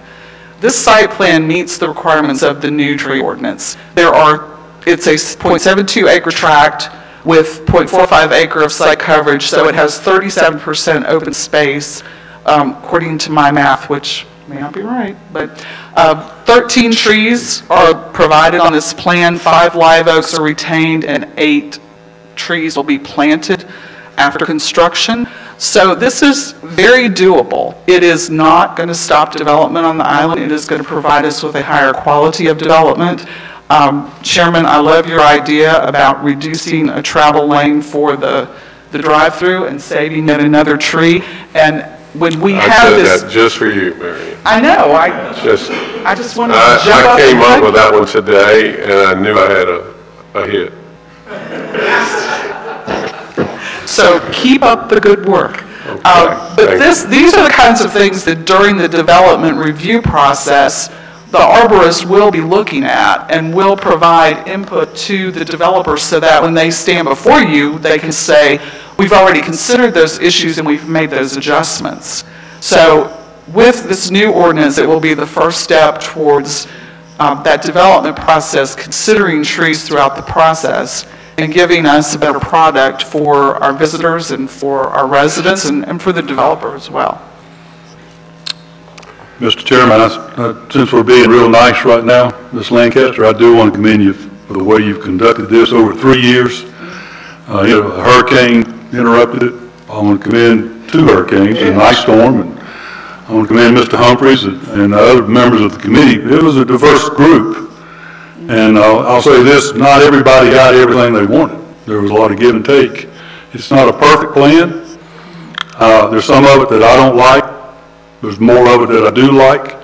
But I'm willing to compromise on this. We need to get this out of our hands and get it to the county commission, because I'm confident the county commission will support this on Thursday night. So thank you for what you've done over there. Thank you. Thank you very much. Okay. We will move on to public, it's a public hearing. So we'll move on to those comments, and we will invite speakers to come speak in favor.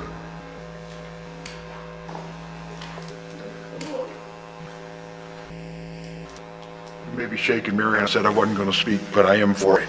Okay? Joel, first time you and I have agreed. Okay? I'll just go on the record with that. It's not everything. A lot of hard work's gone into it. But the main thing I see that this does, at least it puts a stop to the clear cutting for development. It is a start. However, the comments that Marion brought forth, I brought a couple of them forward, some of them you agreed upon on this particular plan, are good examples of how we can accelerate the return to 50% plus of canopy without costing the developer any money. Okay? Little changes here and there on the plan. and get our canopy back that we've lost through what I'll call inappropriate stewardship of our trees. Also want to make sure that folks are aware, and I'll make sure the Board of Commissioners is aware, this tree plan is far short of what a number of our neighbors, Hilton Head, got theirs in, far more restrictive, but got it in too late, way too late. They've lost a lot of tree canopy. You go do that same before and after analysis, and you'll see they've lost a lot of tree canopy, all right? The pictures you see of Hilton Head in a lot of the brochures are the before pictures, okay? You can go stand in those same locations where some of those brochure pictures are shown. It ain't there anymore. So I would suggest that we go ahead and recommend this for approval, use it as a starting point, but I challenge you folks as the Island Planning Commission to help restore the tree canopy where we can make changes similar to what you suggested this evening, Mr. Duncan, that those types of suggestions either be conditions of approval or a strong suggestion to the applicants when they come forward with their tree plan. I know the arborist is going to do that. We're in a transition piece with Mr. Gardner leaving the post, well-deserved retirement, don't begrudge him any of that, all right? But we've got an unknown coming down the pike on the arborist piece and what they're going to do. So we got, if you will, a little bit of new training coming down. Again, what's at risk is our tree canopy. So I would challenge you folks to take a look at reasonable accommodation and optimization of tree plans coming forward. So I recommend approval. Okay, thank you. I'm Julian Smith again, a noted tree hugger. For the benefit of the audience as well as the Island Planning Commission, I attended the Mainland Planning Commission meeting last week. The Mainland Planning Commission had to make a recommendation up or down to the County Commission. And the public hearing on the tree canopy ordinance was the first thing on the agenda. And the MPC amended their agenda and put it at the very end. And folks who had come from St. Simons to speak or to hear others speak at the public hearing gave up and left. And the result was I was the only person to speak about the canopy ordinance. And the MPC at that meeting could not get to 4 votes in favor of the canopy. I think in time, folks on the mainland are going to start to understand they're going to have to protect their own canopy. At your joint work session last month, I distributed to you a handout with a dozen recommendations for changes, none of which got into the current draft. And I'm going to talk about only a few of them and hope perhaps you will make a recommendation for 1 or 2 small changes. Before I go to those recommendations, I want to say I really support this. There's much in this proposed ordinance that is good. There's also a lot that is designed to protect the rights of developers and property owners rather than protect the tree canopy and its benefits to the entire community. And I'll touch on that in a little bit. I think it's as good, this is good, but it can be made better. Now, on page 4, line 138 in your current draft, I suggest you recommend deleting exemption number 11. This is the exemption that reads, very briefly, land zoned and primarily used for agriculture or silviculture is exempt from this canopy ordinance.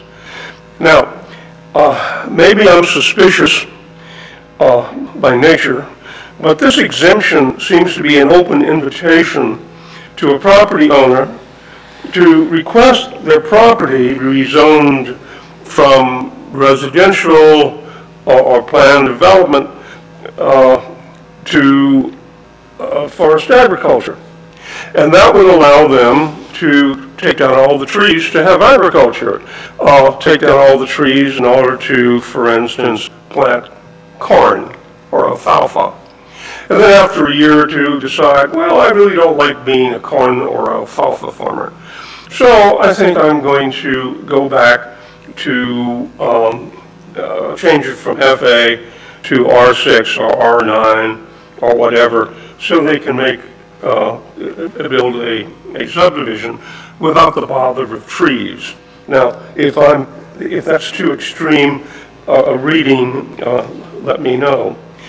On page 4, lines 154 to 157, I suggest you recommend deleting, quote, active God, unquote, as an exception, unless you really, really, really believe that God can and should be held responsible for damage to non-conforming commercial developments.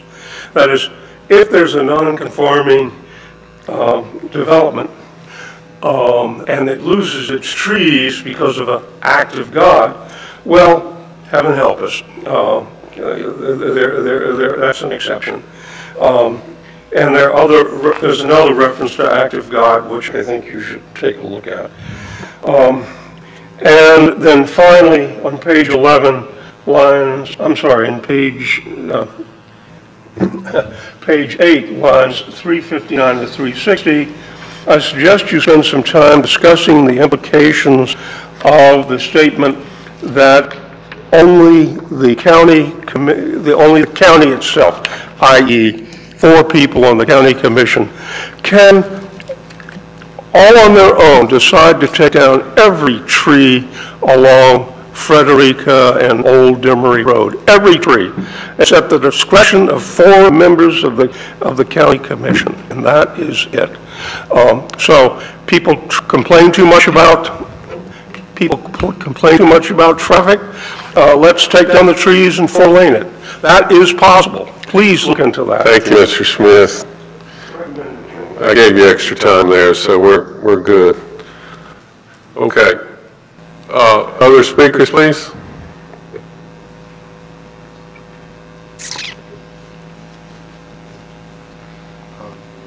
I'm Robert Ursery, architect. It seems like this ordinance, of course, is directed towards architects and engineers, landscape architects that will now be faced with trying to come up with tree plans. And so I'm here to say that basically I think I agree with the tree plan tonight. I do have some questions though, and I would like some clarification as to how to implement it. So kind of starting off, I think I understand it. We are required to have a 25% open space requirement now, which is basically 25% of the developable area, correct? And is there any time which it may be less than that? Excuse me. Let's just follow the order. We'll take your questions, Mr. Ursery. All right. Well, we don't want to have a to and fro. Well, that would be one question. I think you'll blow through your 5 minutes pretty quick. Okay. Well, and this is I've just got a couple. So and then likewise with the number of trees, you're asking for 12 trees per acre. Is there any time which that may be less? And it appears that there may be some language in there that says that, but I just want to be clear as we develop our plans. Commercial and residential properties have the same requirement as I understand it.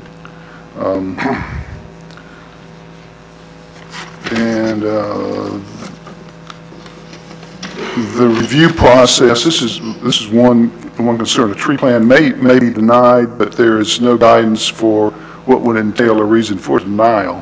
And this is just a concern. Again, I'm here standing before you because I think I'm basically for the plan, but I am concerned that there's no rationale given for why a denial may occur. Mature oaks. Am I to understand that for mature oaks, saving mature oaks, this now applies to all properties on St. Simons? That's the mature oaks. Yeah, for mature oaks, the 38-inch oaks, Got and it. larger. Yep. Is that for all properties on St. Simons? It is, but again, give us your... Right, okay. We're not, okay. And the reason I ask that is because I think there is, if you read the ordinance carefully, it appears that there is perhaps something in here which would lead you to believe otherwise. Okay.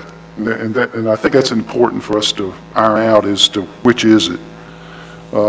Photographs, I think I understand now the intent, and I understand we aren't looking for photographs of individual trees. We can do a drone shot or panoramic shots, I guess, just so the commission has some idea of what was there at the start of the project. I think I understand that. And then last, I think the last thing I have is large canopy trees. Large canopy trees are the only trees that will be counted, as I understand the ordinance. In other words, small trees will not have any credit at all. And I'm a little concerned about that because some of the sites I looked at recently, we've got a large number of hickory trees, pardon me, we do have some hickory trees, but large number of cedar trees, which are very nice. But in fact, in this one case I'm looking at now, which is a commercial site, there's 3 live oak trees and 17 hickory trees, or not, I keep saying hickory, 17 cedar trees. And I would hate to have to cut those down to come back and plant large canopy trees when the cedar trees are doing very well. So I have some concern with that. Also for hickory trees are not large canopy trees, nor are magnolia trees. And if you go out in the forest here, you'll see quite a number of magnolias and hickories, as well as cedars, which I think are very much a part of our natural landscape here on the island. And Mr. Chairman, that's all I have. I am here to say that I do appreciate the work that the tree board has, or the tree commission has done. Thank you, Mr. Urshri. Okay, next speaker.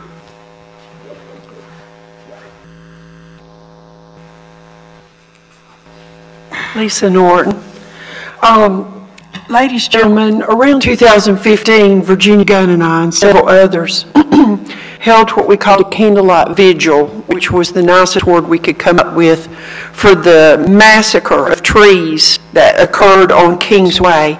And that being a way home every day for the past 25 years, it was very heartbreaking and difficult to understand how something like that could happen with no public notice.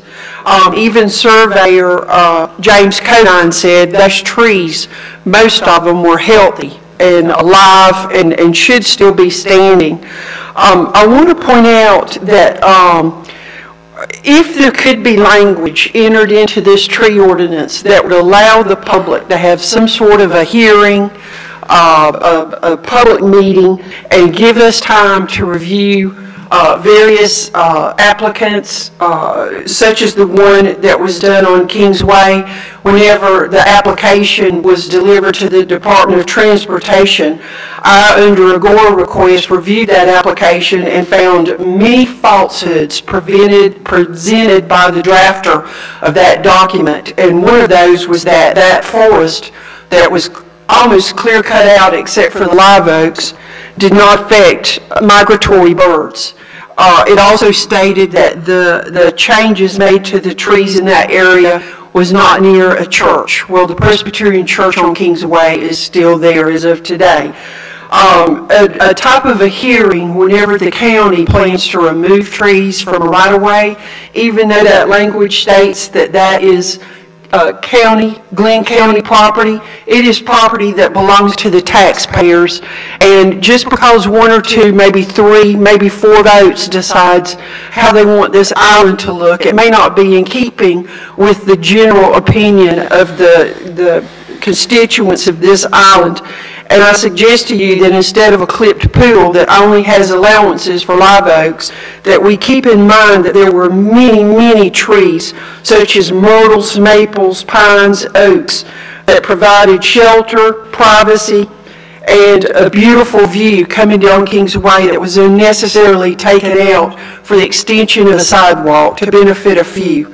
So if you go to the section, which is on page 3, which deals with exceptions, under the exemption, particularly number 6, item 6, if there's anywhere in here that could maybe be inserted, that there could be a public hearing whenever even 50% of a tree coverage for a right-of-way is going to be done, then at least give a public hearing to allow us an opportunity to make those GOR requests, to review those applications, and to have some input about how the final appearance of this island is going to develop, and to also have consideration for those other trees that provide beauty for those of us that live here. Thank you. Thank you, Ms. Norton. Okay, other speakers in favor?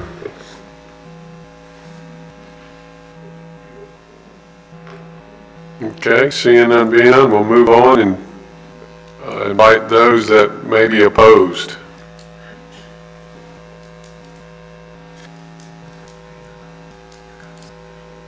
Is somebody coming? Okay. Yep.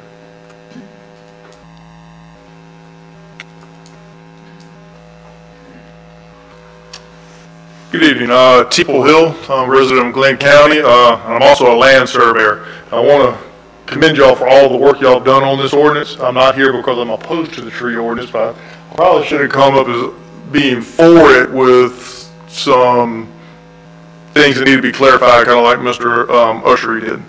A couple of things that I noticed, like with the makeup of the tree ordinance committee, you know, this is going to take, this ordinance is going to be implemented on large tract owners, and there were no really large property owners on the committee. Also, I looked at it, and there was a landscape architect, but there was nobody else with the technical expertise that we have to certify on further in your document. There were no land surveyors, engineers, or architects on there.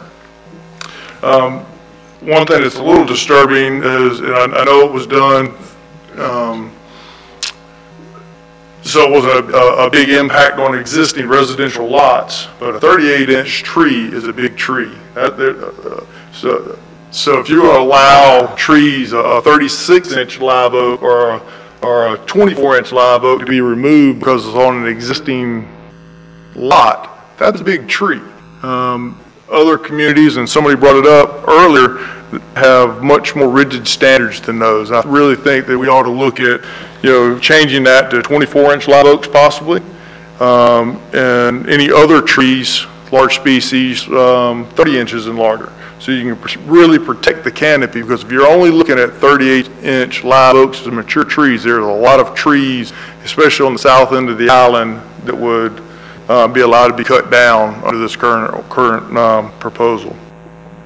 One thing, as a private property owner, taking away the right of 25% of someone's property is troubling to me.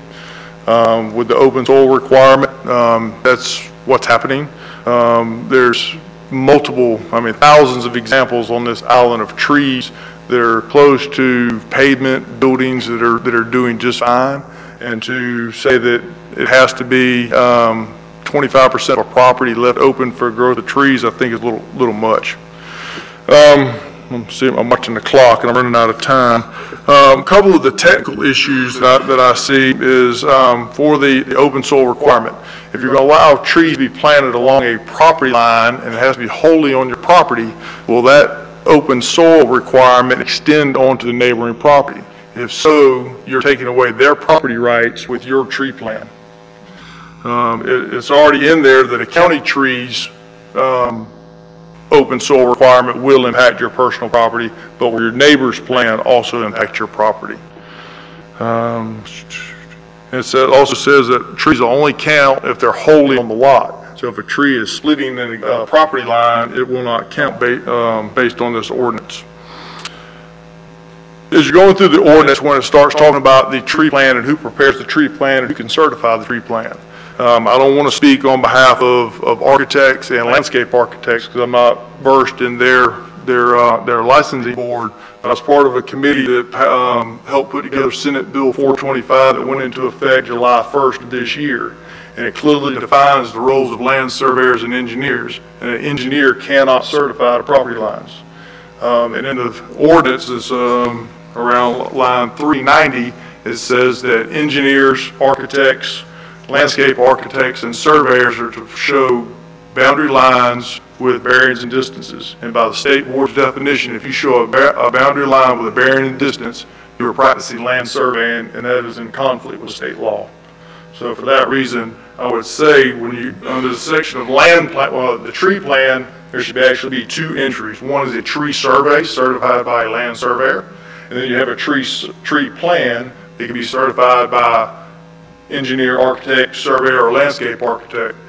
For engineers, and again, I don't want to speak on behalf of architects and landscape architects, engineers can reference boundary information from a survey. They cannot certify a boundary. So that's something in there that needs to be cleaned up. Let's see.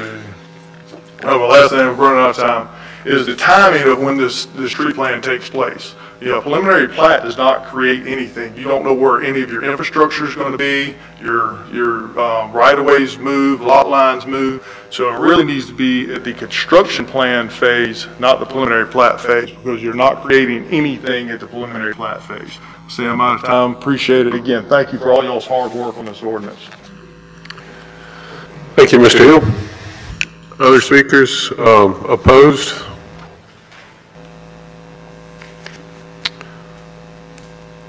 Okay, seeing none, being none, we will close the public hearing. And I would just, beg pardon? Okay. Comments, questions by the commission?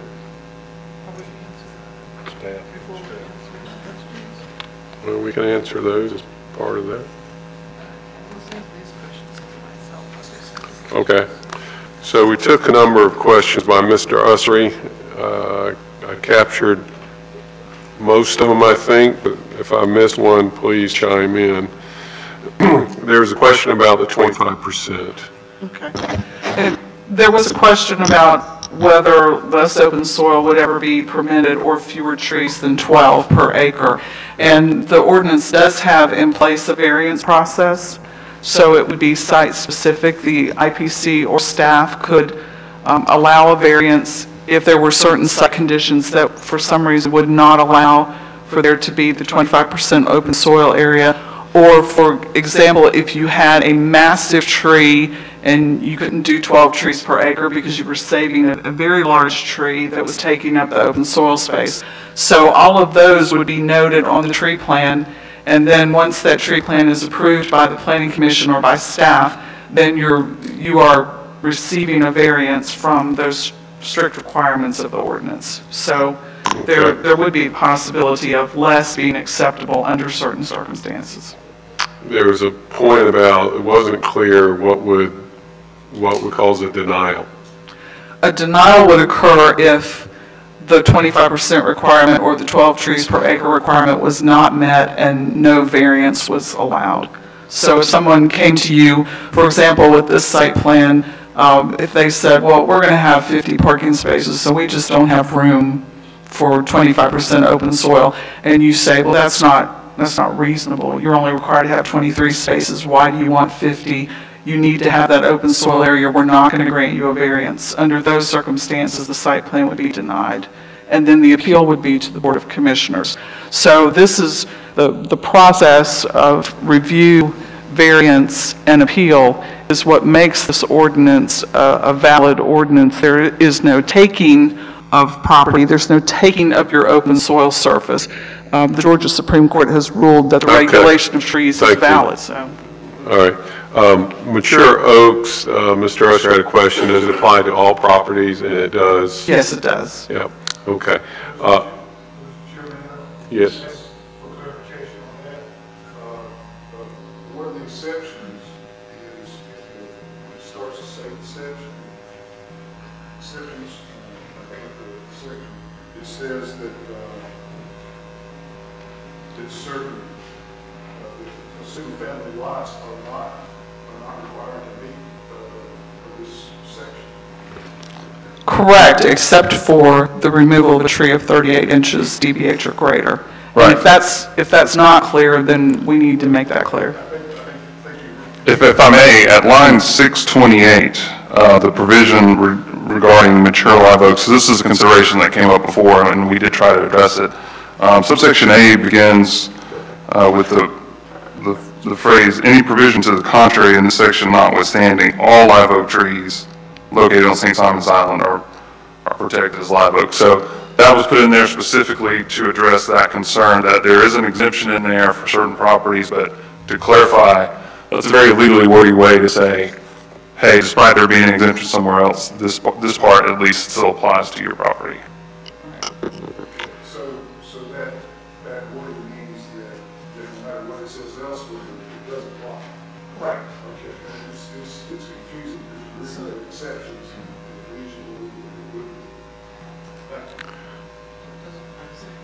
It does apply.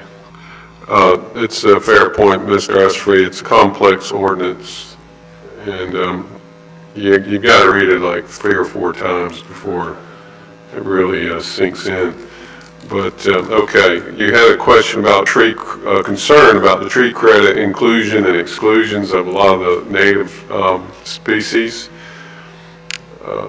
That large canopy trees are the trees that count for tree credits. So that would include anything defined as a large canopy. And if we have left out hickories and cedars, then we need to add those to the large canopy. But I thought they were in there. I think, Mr. Chairman, those are classified as medium trees, and I thought it's because we have some really beautiful cedars, there should be. Right.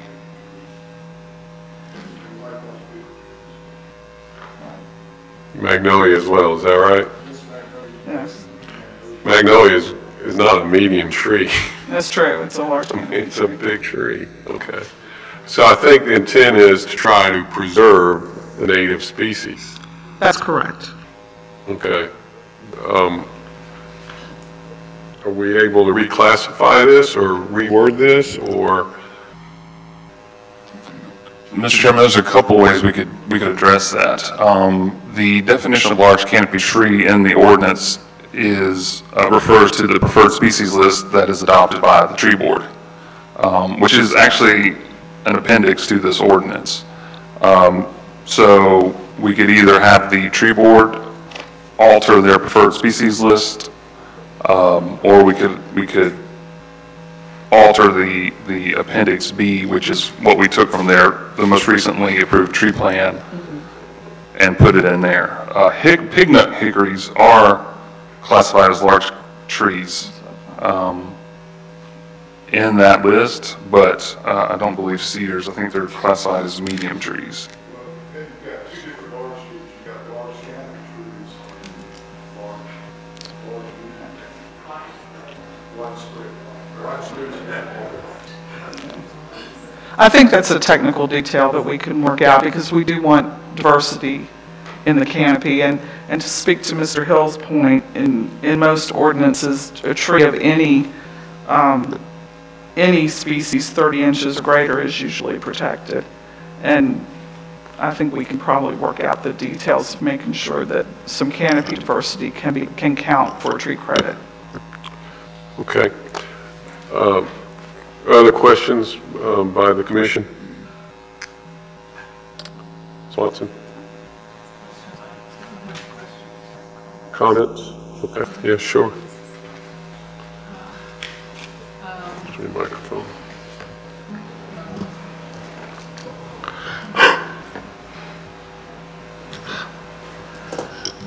Again, I want to express my appreciation for all the hard work you've done. It's been a long journey. I was on the original tree committee, I think 5 years or 8 years ago. I don't know, some long time ago. 9 years ago, right? So it's been a long journey getting to this point, and I appreciate that. But I do know that every person is deemed to know what the law is. If this ordinance gets passed and it's vague, and people do not understand and they have to call somebody to interpret it, if it's not understandable and it has vague provisions in it, you're going to have problems with the enforcement of it, and it could lead to litigation or a challenge. So I don't like to see provisions that are vague in the law. If, like if we just have a new law now that says if you can't use your cell phone when you're driving. And if you get stopped by an officer, you get a citation for violating the law, even though you didn't know what it was.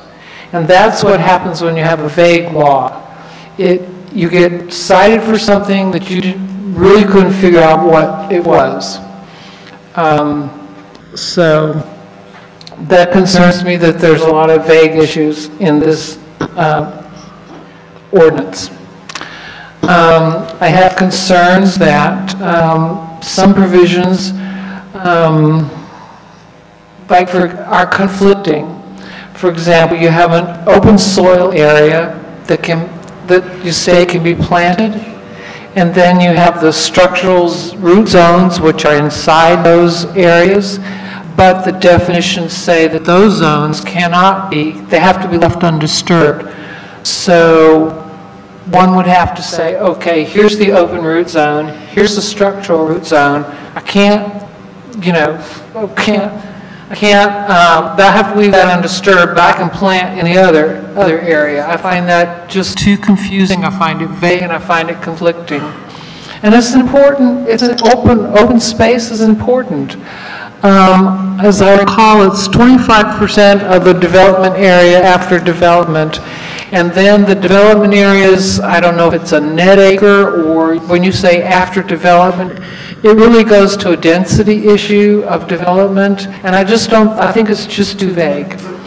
By requiring a national standard for pruning trees, there are people who want to prune their own trees. They don't always want to hire somebody to prune a tree.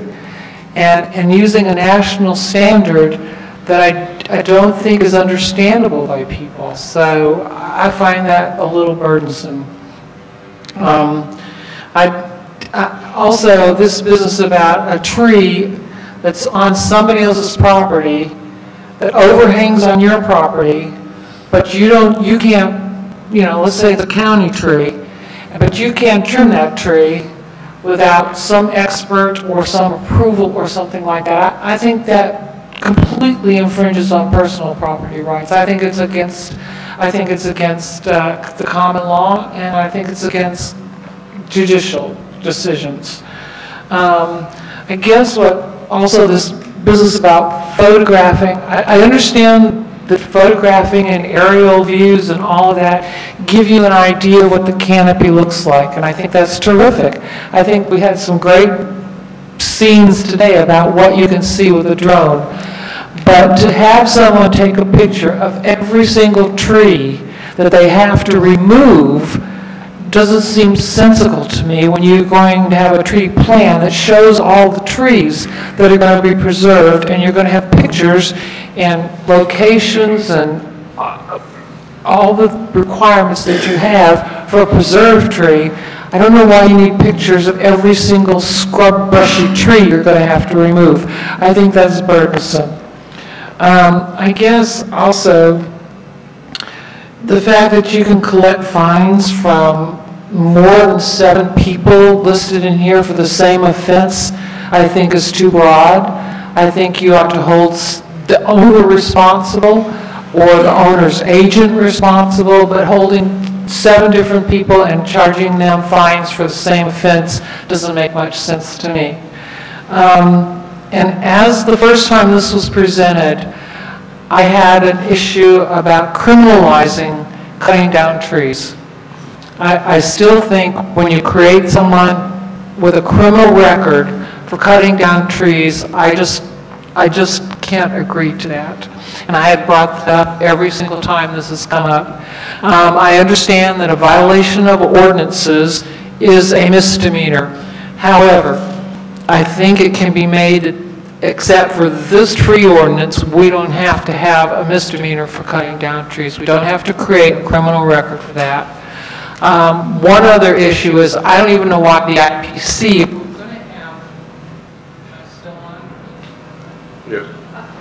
okay, if we're going to have an arborist who is an expert look at trees, we're going to have community development staff looking at tree plants. I'm not sure why the IPC, who really doesn't have any expertise in this area, I mean, about the distances and all of that sort, why the IPC even needs to deal with tree plants. I just think staff and the arborist can deal with it. Those are my comments on the tree plan. Mr. Chairman, may I respond to a couple of those comments? The pruning that's required is if you intend to prune a tree that you're saving on your tree plan. So if I'm going to go out and prune trees on Saturday afternoon, this ordinance does not apply to me. It only applies if you're saving a tree, and we've seen this all over the island because it's going to be too close to the proposed structure. Part of that tree is going to be removed before construction. It is required that it be removed in accordance with the ANSI standard. And again, you're probably going to be dealing with a professional tree service who's very familiar with these standards. They know where to cut the tree to maintain the health and the stability of that tree. It's not designed, and it does not say that I can't prune my trees in my yard unless I use an ANSI standard. That's simply not what the law says. Again, the picture requirement has been limited to groups of trees, drone photography. It's simply a record of the site and is not individual photographs. Again, zoning ordinance, it's a misdemeanor, a magistrate court. It does not create a criminal record that goes to GCIC or NCIC. So you're not making somebody a criminal for violating the ordinance, but how do you enforce it when people need to be held accountable? And the accountability needs to be the actors on the site. If the architect is not there that day, the architect does not get cited. But the gentleman who mows down that tree with a backhoe is going to get cited for violating the terms of the ordinance. It's that way throughout the zoning ordinance. If you start demolition without a permit, it's a citable offense. One of the biggest concerns during the town hall meetings was enforcement, and that enforcement was too lax, and it was ask for forgiveness, not permission, and just go write a check and add it to the cost of your development. So I think those covered the concerns that we had. This is a working document. It is a work in progress. Pam Thompson has an implementation process for it to educate both staff and development community about what will happen. As with any ordinance, it's not going to be, we're going out tomorrow and we're going to start citing people. I do have a question in that regard.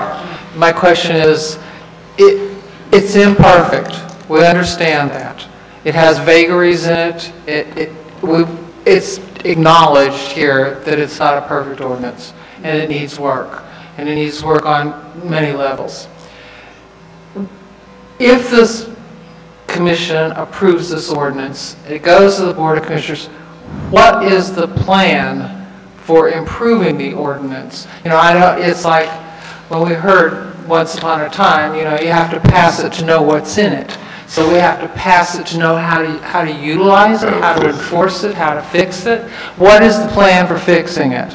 Well, first of all, I think that most of what we've heard tonight about fixing it is to make it stricter and more protective of our tree canopy. County staff has drafted this document and is submitting it to the Board of Commissioners as a valid legal document. We have been through this in much greater detail and more painful line-by-line analysis than many of the ordinances that you have approved in the past 6 months. So no plan, right? We also have a plan. Pam Thompson already has an implementation plan, a workflow, how when people come into planning, they will know what they have to do that's different. And just remember okay, that's that... not answering my question. That's okay. That's okay. I'm attempting to answer your question. Let me address some... As Tim Murphy, which was on the tree writing committee, has said very eloquently, we tried to make this tree plan cover almost everything we can think of, but there's a million and one different variations that you can't ever anticipate when you're writing a document. That's why we have the variants and the appeals and those processes, and those are in there for special situations that you're bringing up tonight. Okay, sorry. Other comments, other commissioners? Ms. Lancaster, I have just one quick question. Mr. Smith brought up a very good point about the exemption number 11, land zoned and primarily used for agriculture or silviculture? Silviculture. And the reason for that is property that is zoned FA, and we do have some of the north end of the island that was planted in pine years ago. They will have the right to go out there and harvest that timber without having to have a tree plan. How about those properties that acquire a special use permit? A property that acquires a special use permit is not, their use then is not going to be agriculture or silviculture. Okay. So they're going to have to comply with the tree plan. As Forbes Farm did tonight, they complied with the existing tree ordinance, which has the same exemption. Okay, thank you. Okay, thank you, Ms. Kate. Other questions, comments? I have a question for staff. Ms. Watson? Now that staff has heard that there are issues with the ordinance, are there any plans to make revisions to the ordinance?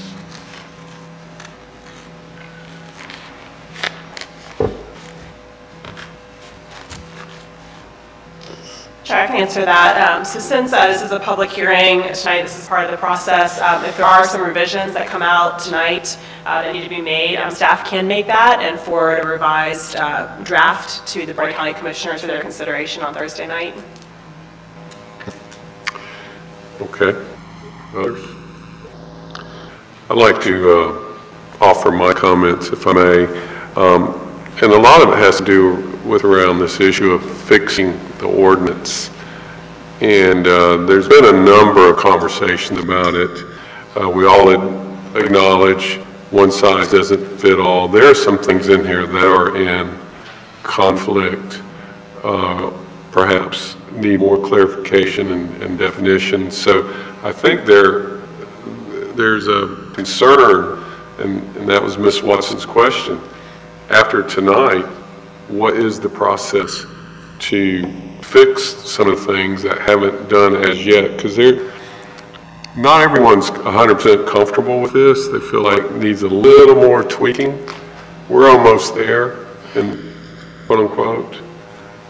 So do we have to go back through ordinance modification for every little tweak?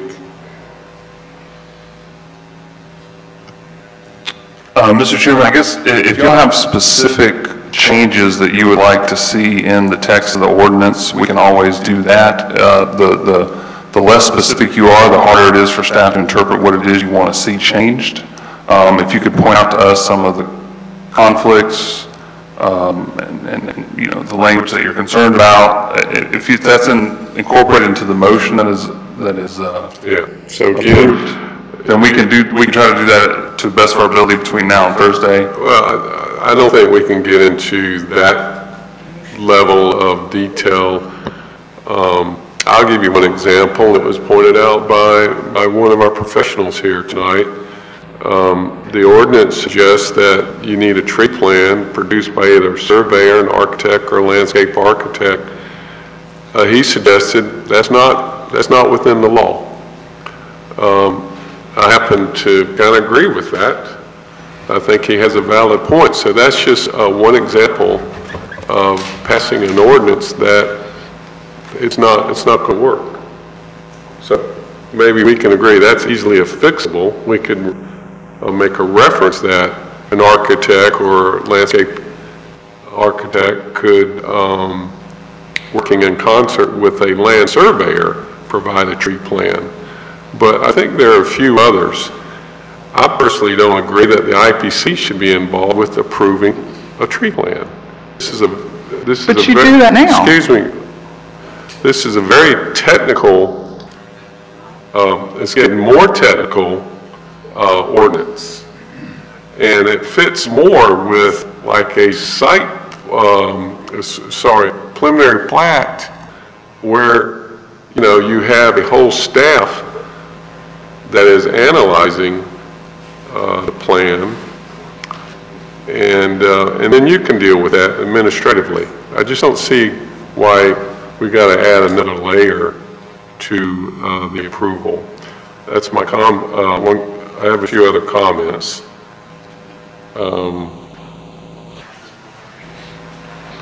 You know, the whole appeals process is kind of interesting. I think that will probably, if this ordinance gets to the BOC, I think they'll have their own opinions about the appeals process, given what we just went through when the preliminary plat and the appeal for site plan was approved and the ordinance change.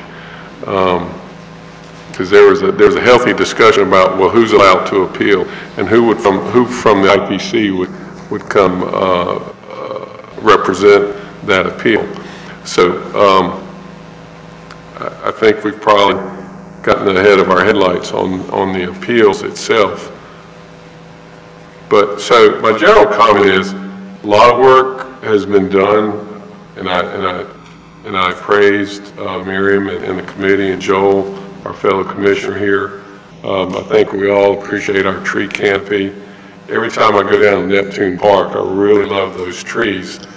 And I have mixed feelings when I see, 4 and 5, 10-year-olds swinging on those 200-year-old trees and branches. I mean, I kind of cringe, but I'm glad they're not playing with their iPhone.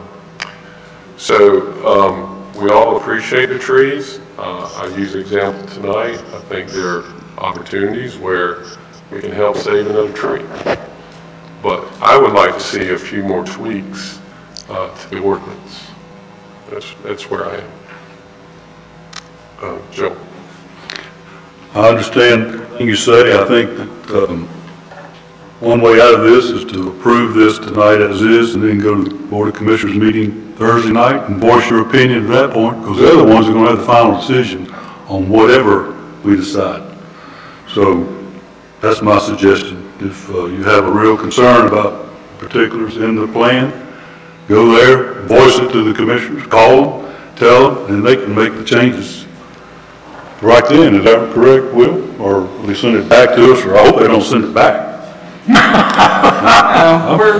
done. After Thursday night, we're done. Stan are done. I am too. Okay. Thank you, Mr. Wills. Any other comments? Okay. The chair will. Mr. Chairman, I recommend approval of the ordinance amendment or proposed zoning decision as presented. I think I heard a motion we have. Okay, in a second. Thank you. We'll call for a vote. All those in favor for approval of the ordinance? To recommend approval. To recommend approval. Thank you. Please show your support by show of hands. In favor? This is in favor. In favor. In favor. Did you vote, Steve?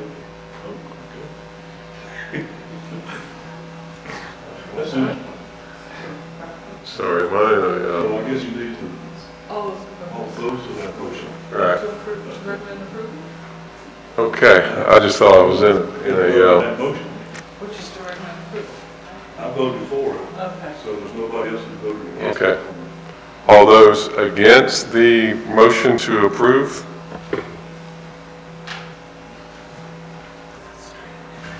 Okay. The motion. Got to get something to. We have. There was four votes.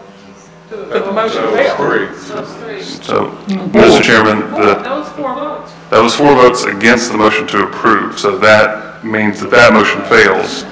If you want to take any action, you have to make another motion. For instance, if you want to make a motion to recommend denial, you have to make that motion and vote on that.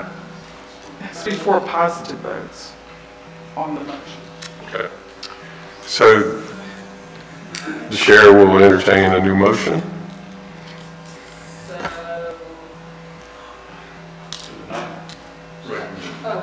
So to deny approval. Deny recommendation. All right, so the motion is to recommend denial of the tree ordinance as presented. Correct. Okay. Do have a second?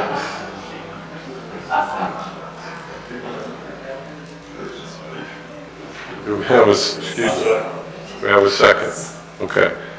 So we have a motion, it's been seconded, to recommend denial of the proposed ordinance. Okay? So all those in favor of the proposal, sorry, motion, raise your hand. 4. All those opposed? Were you in favor? Oh, I seconded that. Yeah, sorry. So it's unanimous. 4-1, okay. Okay, so we've moved it on. We have one other quick item of communication. Thank you. Mr. Chairman, may I make it just that we voted for the denial simply to move it forward to the county commission. We very much are in support of the amendment, but we needed to either approve it or deny it in order to get it to the county commission, and that's why we voted the way we did. Understood. Mr. Chairman, I'd like to change my vote to be unanimous vote. I wanted to get to the county commission too. Okay. That's unanimous. Can you do that? No, I think the vote has been recorded. No, y'all should have gone. It moved on. Too. It wouldn't go anywhere. I know, but you would have been on the record. Okay. But we are saying that.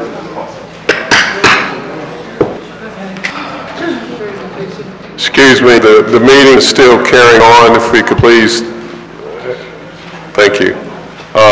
One item here, Will, I'm not sure if this is a legal issue. It was just on for information. Okay, all right, okay, we're in. Sorry. Okay.